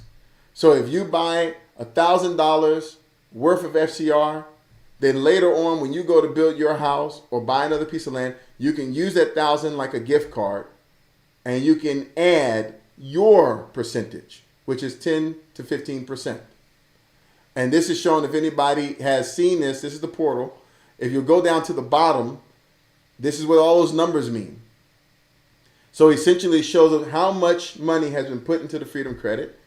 We serve assets. This is the actual cash that we have to deploy towards the project. This money will go towards the well project, right? And then we have the price of the Freedom Credit. And you see it up here is 25 cents. We have the buyback price, which is 30 cents. That is 20 cents on the dollar. So 20 cents on the dollar. For every dollar you spend, that's 20% that comes back to you. That's just like that profit the bank would take and then bill you for. You instead are taking that profit from having invested in your community. And this is the actual margin. It's actually 17%. It's not 20%. Okay? And then these are the loans that we're able to create to open up additional credit back to the Freedom citizens. These are the current loans that we have out that we are basically saying, hey, when a person comes and use the Freedom Credit after you buy it, and then we use it for the infrastructure, we use it for the roads, we use it for the well, we use it to build the community, then we're going to sit around and take and give that back to you. So what's happening in this case is, as a management company, not a developer, as a management company, we are distributing your funds early. We're taking what you would pay, just like Walmart does. We're taking what you would pay and putting it into your community. And then by the time you go to build your house there, those things are available to you. There's no reason to extract the money from the cost of the house. We did take a portion of that from that. So a percentage of your house does go from the development. However, you're not paying the bank and you're not paying the developer a profit on it. You're instead reaping that profit towards the value of your house to reduce your cost of your house instead of increase the cost of your house. And I wish I had more time to really lay that out. And I will have a special session about this, but I wanted to introduce it in the annual address.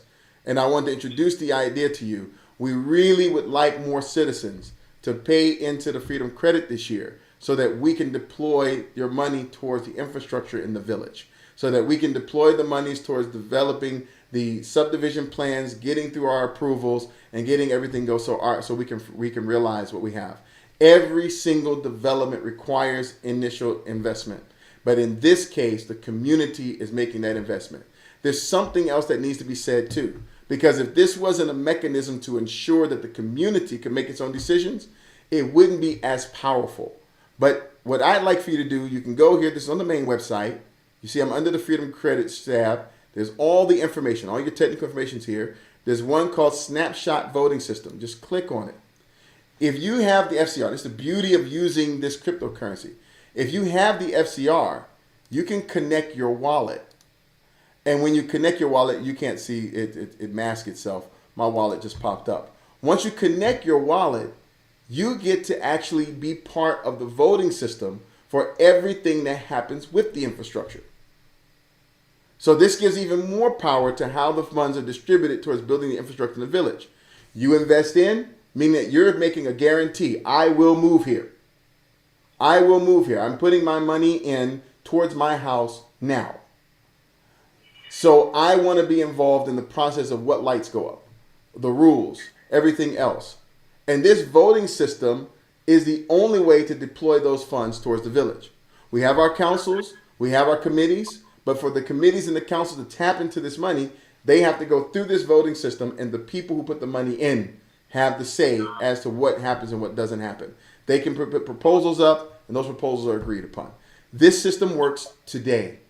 It's there. I've been lightly promoting it for a while, but I'm heavily promoting it now.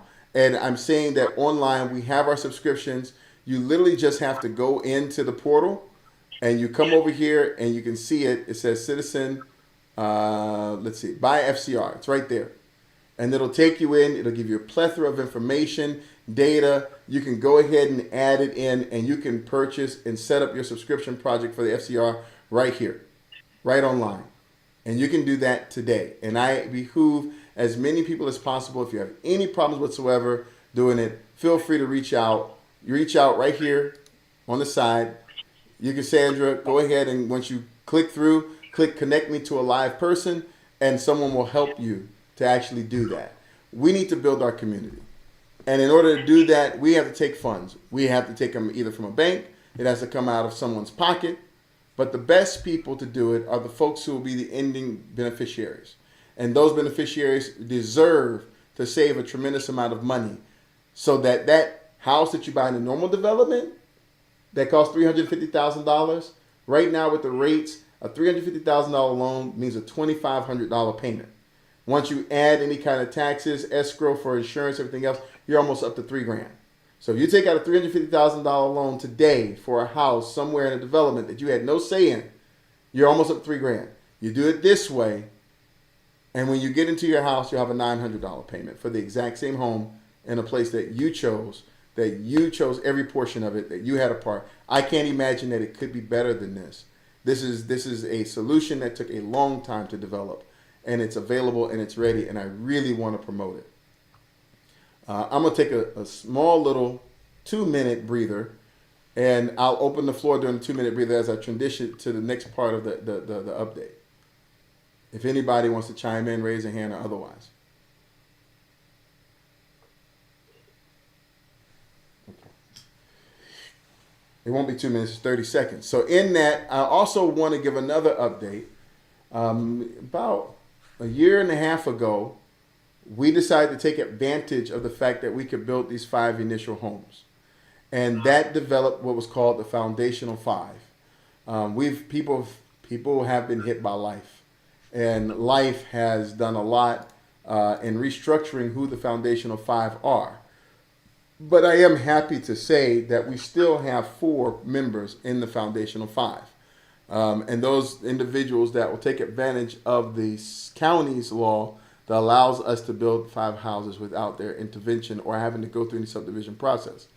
The 5 homes now, of those 5 homes, 4 are being built in factory here in Kazakhstan. And those 4 homes are being financed. We need to send a prayer for Kim Mosley, who's going through several different surgeries. But her and her husband, Lynn, have purchased their home and started their process. The sister Nina Shabazz has purchased a home and started a process and even went on and just moved to the village because she didn't feel like waiting. And then Sister Jeanette and Sister Angela Muhammad have, and me, myself, I have as well. Right now, we are, and I share with you what they see on a constant basis. I'm just going to really quick go to this area. So what they see, and they're wrapped inside their project plan. And we have already completed the top level. So just to date, we took a forest that was out in East Kazakhstan and we cut down about maybe 2 different lows of trees. It's easier to see this way. I'm just showing you these things have already been done. And we are working now building the walls for their houses now. We send out updates to them, and I think Sister Nina, we got to make sure you can see these updates too. And they have a separate place in the Slack that's just for them, where they can see, this is just some of it, they can see some of the updates. They see when we receive the lumber, they see when we start doing the work. Right now, like I said, we are in the factory building walls right now. We had a small delay because there was a whiteout here in Kazakhstan because of the cold weather. It dropped down to -25. But we picked right back up, and they're in the factory now after the new year, and they're building walls, and they're also starting the process of building the doors We have one more meeting with Sister Jeanette and Sister Angela about their doors and their windows. I spent a month in China this year finding all kinds of things to go into the houses, and also in Turkey to open up opportunities for sinks and floorings and different materials and stuff, things that make the house really beautiful. I love to brag that I think one of my biggest finds was this right here. I just think it's the greatest thing in the world. It's in a piece of acrylic that looks like marble, and you can get in different types of marble. But the comparative price is you can buy a slab of this that's 6 feet by 4 feet for just about less than $200, versus the same slab with marble would cost a couple $1,000s. So we're able to do countertops, flooring, everything else with those products, and we are set now. The plan is that we are shipping out at the end of March, beginning of April. We're actually shipping the homes to the U.S. They'll land in Savannah, and then from Savannah, we'll go from there and we'll install them. In between that time, we have to clear out the land, and we have to lay down the rest of the piping for the water, their sewage, and then we also have to lay out their slab on grade. We have contracted with a company to do the clearing because we would have liked to use the local people, but quite frankly, their cost was too high. We found a company that actually is able to come in. They have a huge resume. They've done it a lot of times. They clear 1.5 acres a day. And they don't put your stuff over to the side. What they do is they come in with the tractor. They knock the tree, and from the top and the side of the tree, just literally grind it all the way down to the ground. So they have a huge grinder in front of a set of tractors, just grinds the tree down. By the time they're finished at the end of a day, all of your stuff is sawdust on the ground, right? And chipwood on the ground. So we've contracted with them. Their prices are very reasonable. They're willing to do 1/2 acre for just about under $2,000, which is great because we know that we've had some other people that charge $3,000 just to cut the trees down, push them to the side. These guys are cutting the trees down, running them down to chipwood, everything else for about $2,000. You know, and they can do 3 lots in a day. So that's an amazing thing, and we're going to hold them to that contractually. Everything else we've set up for them to come in February, so they will be on site in the village in February. I have suggested that you do not clear your lot until you're ready to build. But if you know that you want to build within the next 12 months, then I would say, or at least start the building process in the next 12 months, then I'd say it's a good time to get in on that process. If you're not going to do it in the next 12 months, regardless of how eager you might feel, I would say don't do it because things grow very quickly inside the village. And if you clear, it'll just be a waste of money. And I really don't want anyone to waste their money. Really don't. But I will, Brother Wajid, I think you're saying something?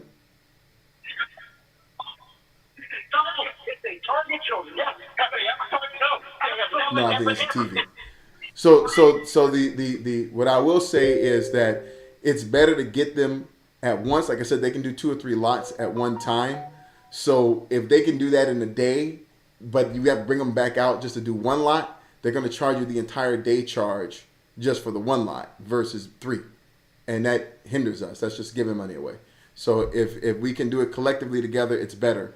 Like I said, middle of February, they will be there to clear the land.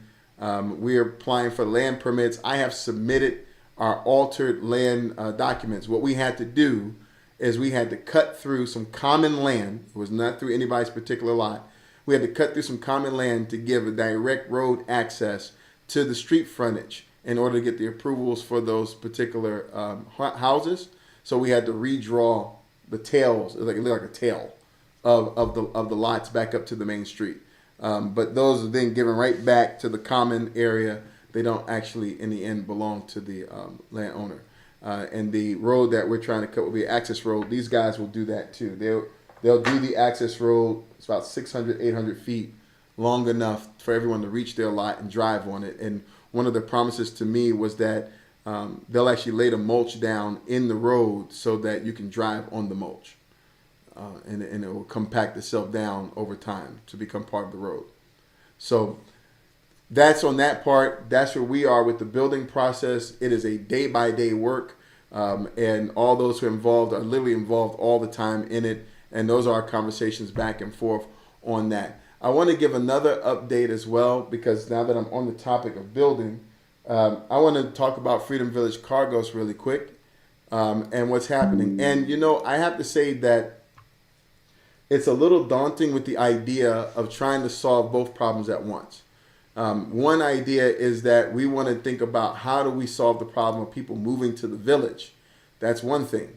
But very quickly, as soon as you move to the village, you'll realize that if you don't have remote work, then you're going to be in trouble, because it's very hard to sustain your work if it's not completely remote.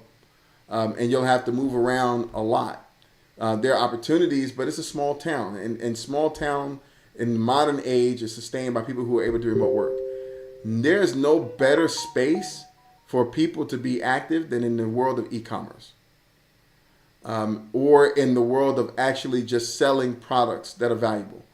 I'm still looking for someone to open up the bread bakery, because there's a huge opportunity to put bread inside of Atlanta and Savannah, fresh breads that are made up, and it doesn't take a lot to build a bread bakery out of brick.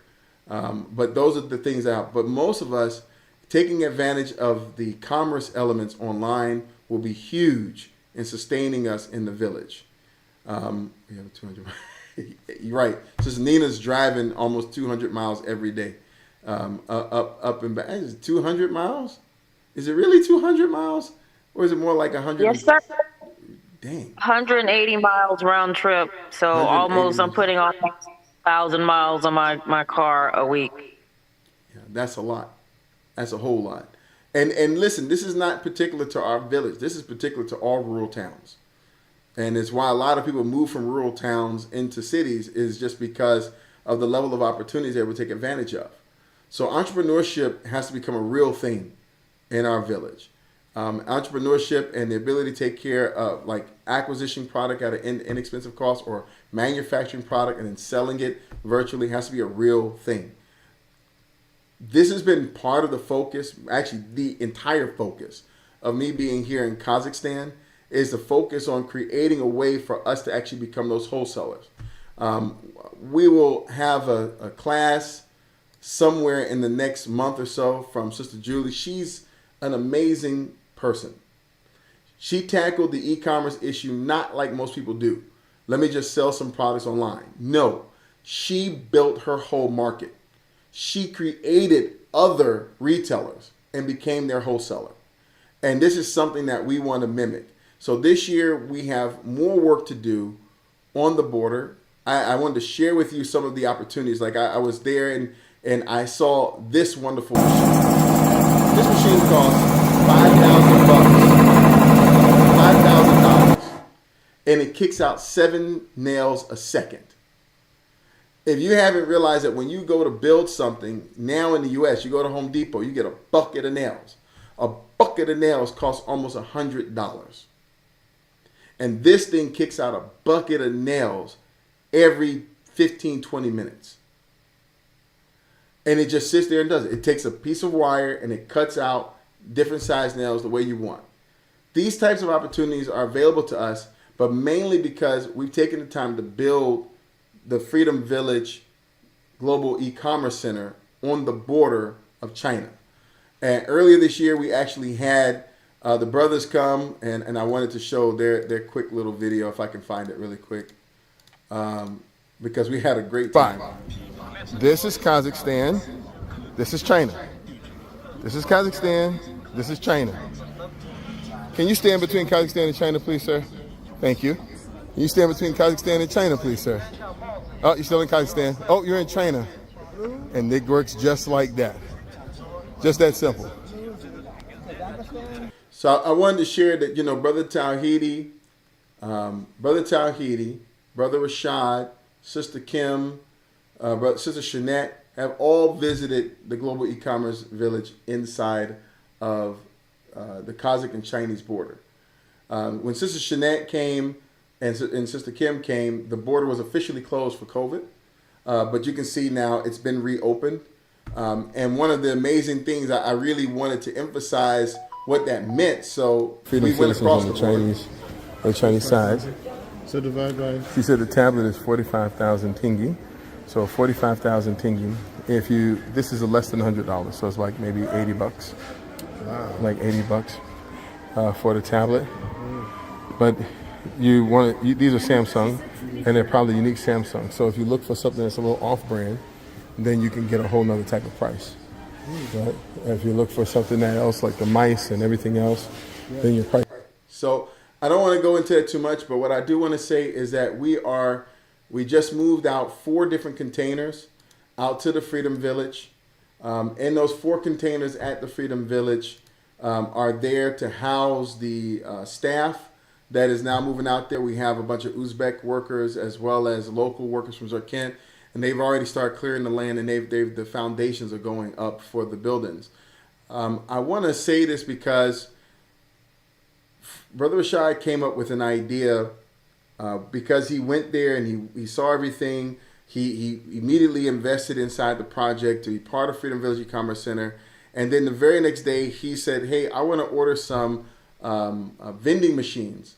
And I want to put mobile pieces in the vending machine. I want to put the mobile wires and mobile cords and everything else. We went out, we found it. I went down to Racetrack and Quick Trip, and I looked, and they have those mobile cords for $15 and $20. We found the vendor for Brother Rashad, and he's buying those cords for 35 cents a piece. He's buying those battery packs for literally 10% of what they actually cost. And we set it up so that he can actually ship. We took advantage of our relationship with Cospost.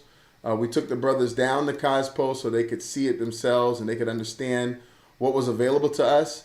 And even before the village is complete, we went on and set them up so that they can sell on the shelves here directly from Kazakhstan. And this, by the way, was a Freedom Nation idea to Cospost. And that's why they've given us access to the space. It was a Freedom Nation idea to Cospost. And so now he's got a situation where he can take a vending machine, stick it on the wall.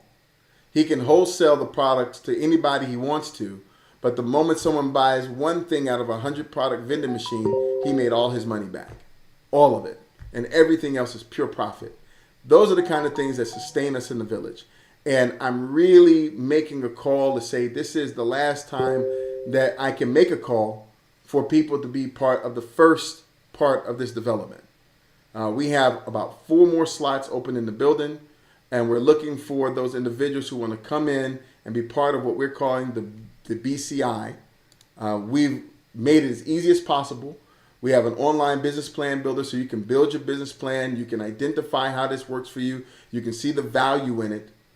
And then once you see the value in it, you can go ahead and jump, and we can help you start building a business that will help you to move into the village. That business can sustain you and help you move into the village. So these are things that are there. I don't want to go into it too much. We'll have a separate thing for that. The last thing I want to mention before I finish our update, because we got a lot of pieces in the update. Maybe you have a chance to go back over it. We're at 2 hours. We went over the 10-minute mark, so I'm about to close because I think we're losing people because of it. Is that all of this is planned out. If you can have a chance to go to the website, look over here at this idea here, and look at our roadmap. We've actually got everything I ever talk about in this roadmap. Everything that we're doing is in this roadmap all the way into the end game. And I'd like to share that with you. Make sure you take a chance to look at that resource, understand what's there, and understand the full vision of what we're trying to create. So we've talked about what's happening today. We talked about what has gone on a little bit in the past. We talked about what we like to do this year. We talked about things that are important for the coming years after. And we've talked about our final goal. And with all of that, I can only say that these updates every year are going to get more and more in depth because as we grow, we grow. And the diversity and the complexity, it grows along with it. But I'm very happy to have everybody. Thank you for joining the 2024 Annual Dress for Freedom Nation. There's always tons more to say and tons more to do, but we wrapped up our time now. Really quickly, If there's anything anybody would like to say or add in, then microphone's free. Everybody feel free to give your goodbyes and they'll see you later and everything else. Please open up your microphones and talk. Other than that, I'm done. It's your brother Farouk Hunter, and I'm looking forward to a beautiful 2024. And I'm really looking forward to see what happens when we put these other houses on the ground and all this other BLM stuff and everything else comes out and what that's going to do to our community. It's going to be, in the words of Donald Trump, awesome. Not Donald Trump. It's gonna be huge. Huge. It's gonna be huge. All right, family. Much love. Thank you, bro. Assalamu alaikum. Peace. Goodbye. See you later. Talk to you soon. Assalamu alaikum. Assalamu alaikum. Night, everyone.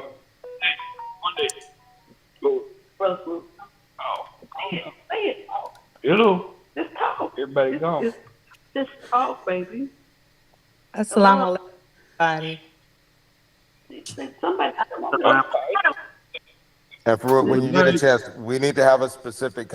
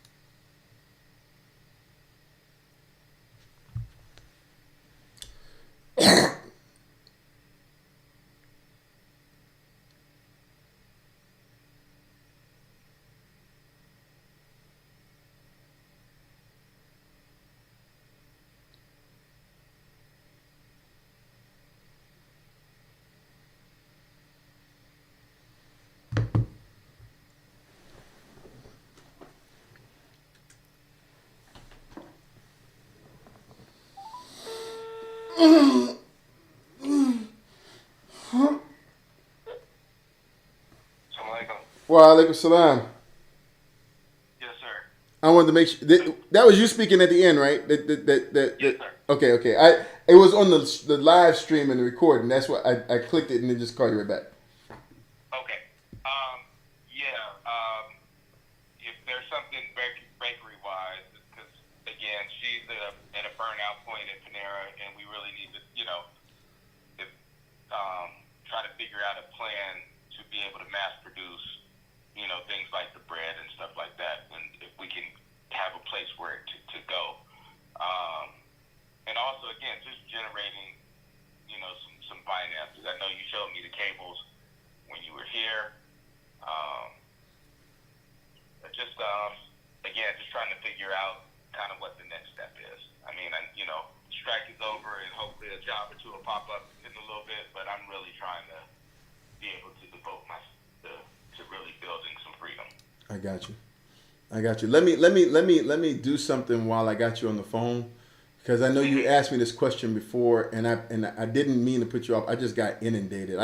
What happened yesterday? Yesterday was my birthday, and I had day before yesterday, and so my wife, and the day before that is my daughter's birthday. So we were getting into some stuff, and then my wife just got really sick. And she's been down, man. So then she got sick. Then my two boys got sick, and I found myself just running around like crazy, man, trying to make sure everybody was okay. But let me open up your thing now, though. I think even I'm probably gonna have When I go to the thing, it just says everything's zeroed out. Which thing are you going to? Hold on, let me go back to the portal. Because if you go in the portal, if you go into the portal, let me tell you where you got to do it. You go into the portal. Where is this? Yeah, and then you go into Citizen Purchasing Center. No, yeah, and then click Purchase History. It takes you to a new portal that is connected directly to the billing system. Yeah, I did that in it. Let's see. So And it should show you like all your payments and everything. okay, maybe I'm wrong. There was an old one there before. We got rid of it. And now we take you into this other payment portal. So when you click the link, it takes you to somewhere else where you got to log in again. Okay, so I'm purchasing history.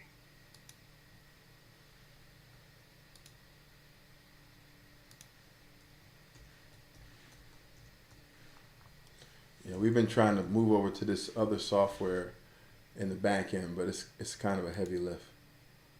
Yeah. Nope, I think I'm in the wrong place again. So if you go, got it for. The purchase center, right? Yeah, if you go to Purchase Center and then go to Purchase History, and it should say like Purchase History, and then comma, in commas it says, hold on, it should say like portal. Come on, don't stick on me. All right, yeah, in commas it says payment portal. So you're purchasing history, and then parentheses. So if you're on the left hand side on the inside. Yeah, the portal. no, it doesn't go anywhere. Well, I can take that back. So it just takes me to dashboard, order, subscription, downloads, addresses, payment methods, and it only shows my initial. Dashboard, order, subscription. Are you dashboard, order, subscription? What is it? Is it a white background or a blue background? Dark blue. So when I hit purchase history payment portal, is in parentheses, that link doesn't go anywhere for me. It just sits. Okay, that should take you somewhere. Do me a favor, like when you instead of clicking that, are you on your phone or are you on the computer? Computer. Okay. In a new window. Yeah, just right click and say open link in new window.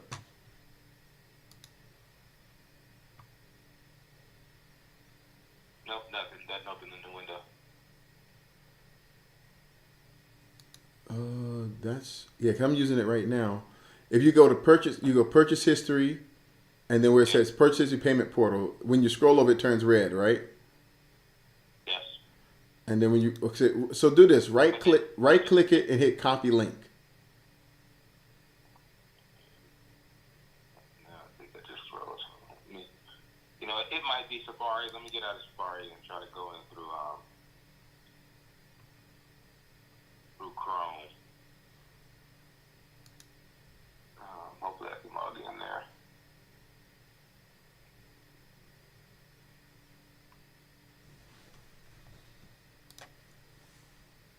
Yeah, I think it might be a Safari issue. It sucks most of the time. I don't know about you Apple guys. I can't talk about you Apple guys.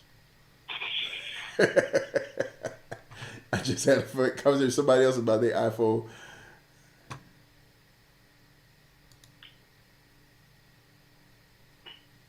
I mean, it works good until they come out with an upgraded system and they're trying to force you to buy it. Oh man. You know,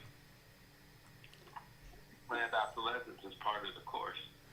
Yeah, my iPad has been doing good with me. It seems to be holding up, but I still remember what happened to my iPad 1 and my iPad 2. They just literally just updated them out of existence. Correct. Which I just thought was crazy. It's like I just can't use it. Why can't I just stay on the old OS and keep using my device?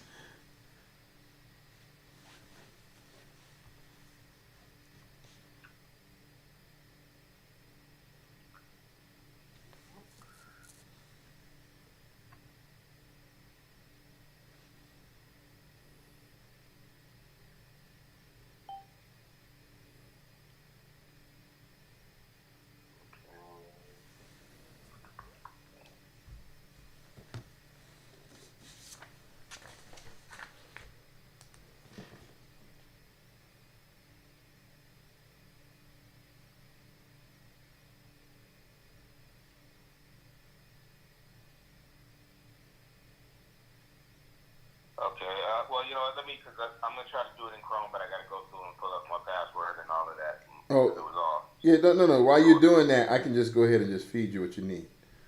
Okay. So what I have here is $1,300 in land payments, plus $1,000 the original payment. So it's $2,300 towards the total. And let me see. I think I know the total, but I don't want to speak out my behind. So give me 1 second. I'm gonna pull it up. Oh man, my head is pounding. I think I might have caught my wife at.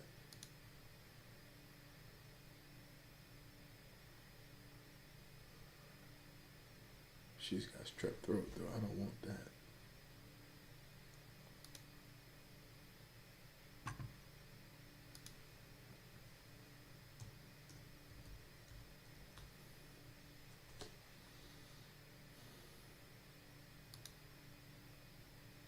Okay, and the total is $7,000. So I tell you what I'm gonna do, Brother Anthony. Let's do this. Let's do this. I'm deeply sorry that the things worked out the way they did with Anise. But when I make a referral about somebody, I take responsibility for my referrals. I'm still old school like that.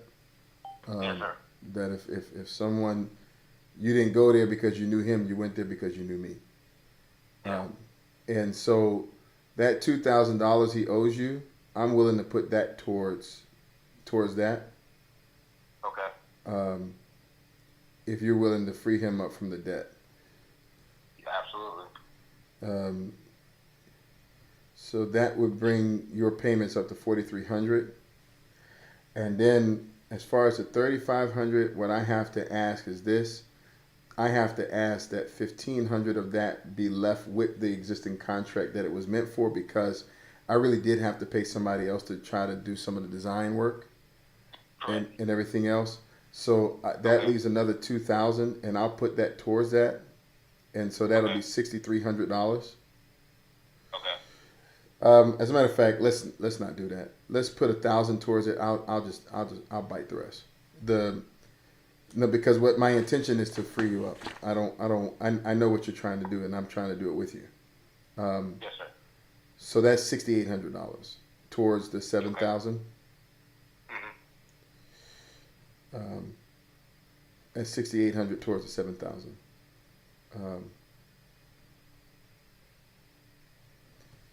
And I'm going to update the billing system to show the payments. Okay. And you'll see it once you get through that into that portal. You'll see it. Even on Safari, I can tell you what the link is. So if you want to go straight to it, I can tell you what the link is. Hold on. Matter of fact, let me just send it to you. Let me send you the link in Slack. Hold on. Let me send it to you. Give me 1 second. I'll send it to you right now. There you go. That link will take you directly to the payment portal. And the email that account is associated with is apfilmsla@gmail.com.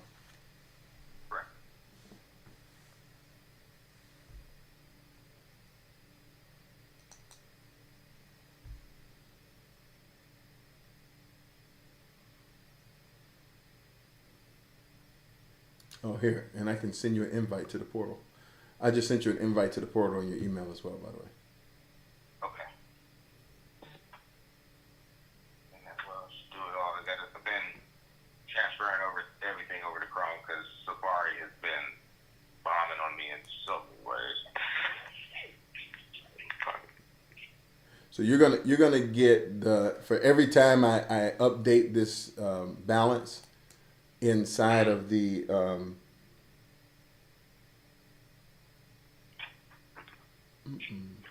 Every time I update the balance, you'll get an update. And then after I update the balance, and it looks like my calculations I gave you might be a little bit off. You might have, because I think I gave you another credit towards something. I'm gonna check and make sure what I just said is right. It's not less. It might be more. So I'm just gonna check again, but you'll see everything. So inside of once you log into that portal, you'll see everything. You'll see all of the bills. You can go into each one individually. You can look everything. You'll see all the payments and everything else.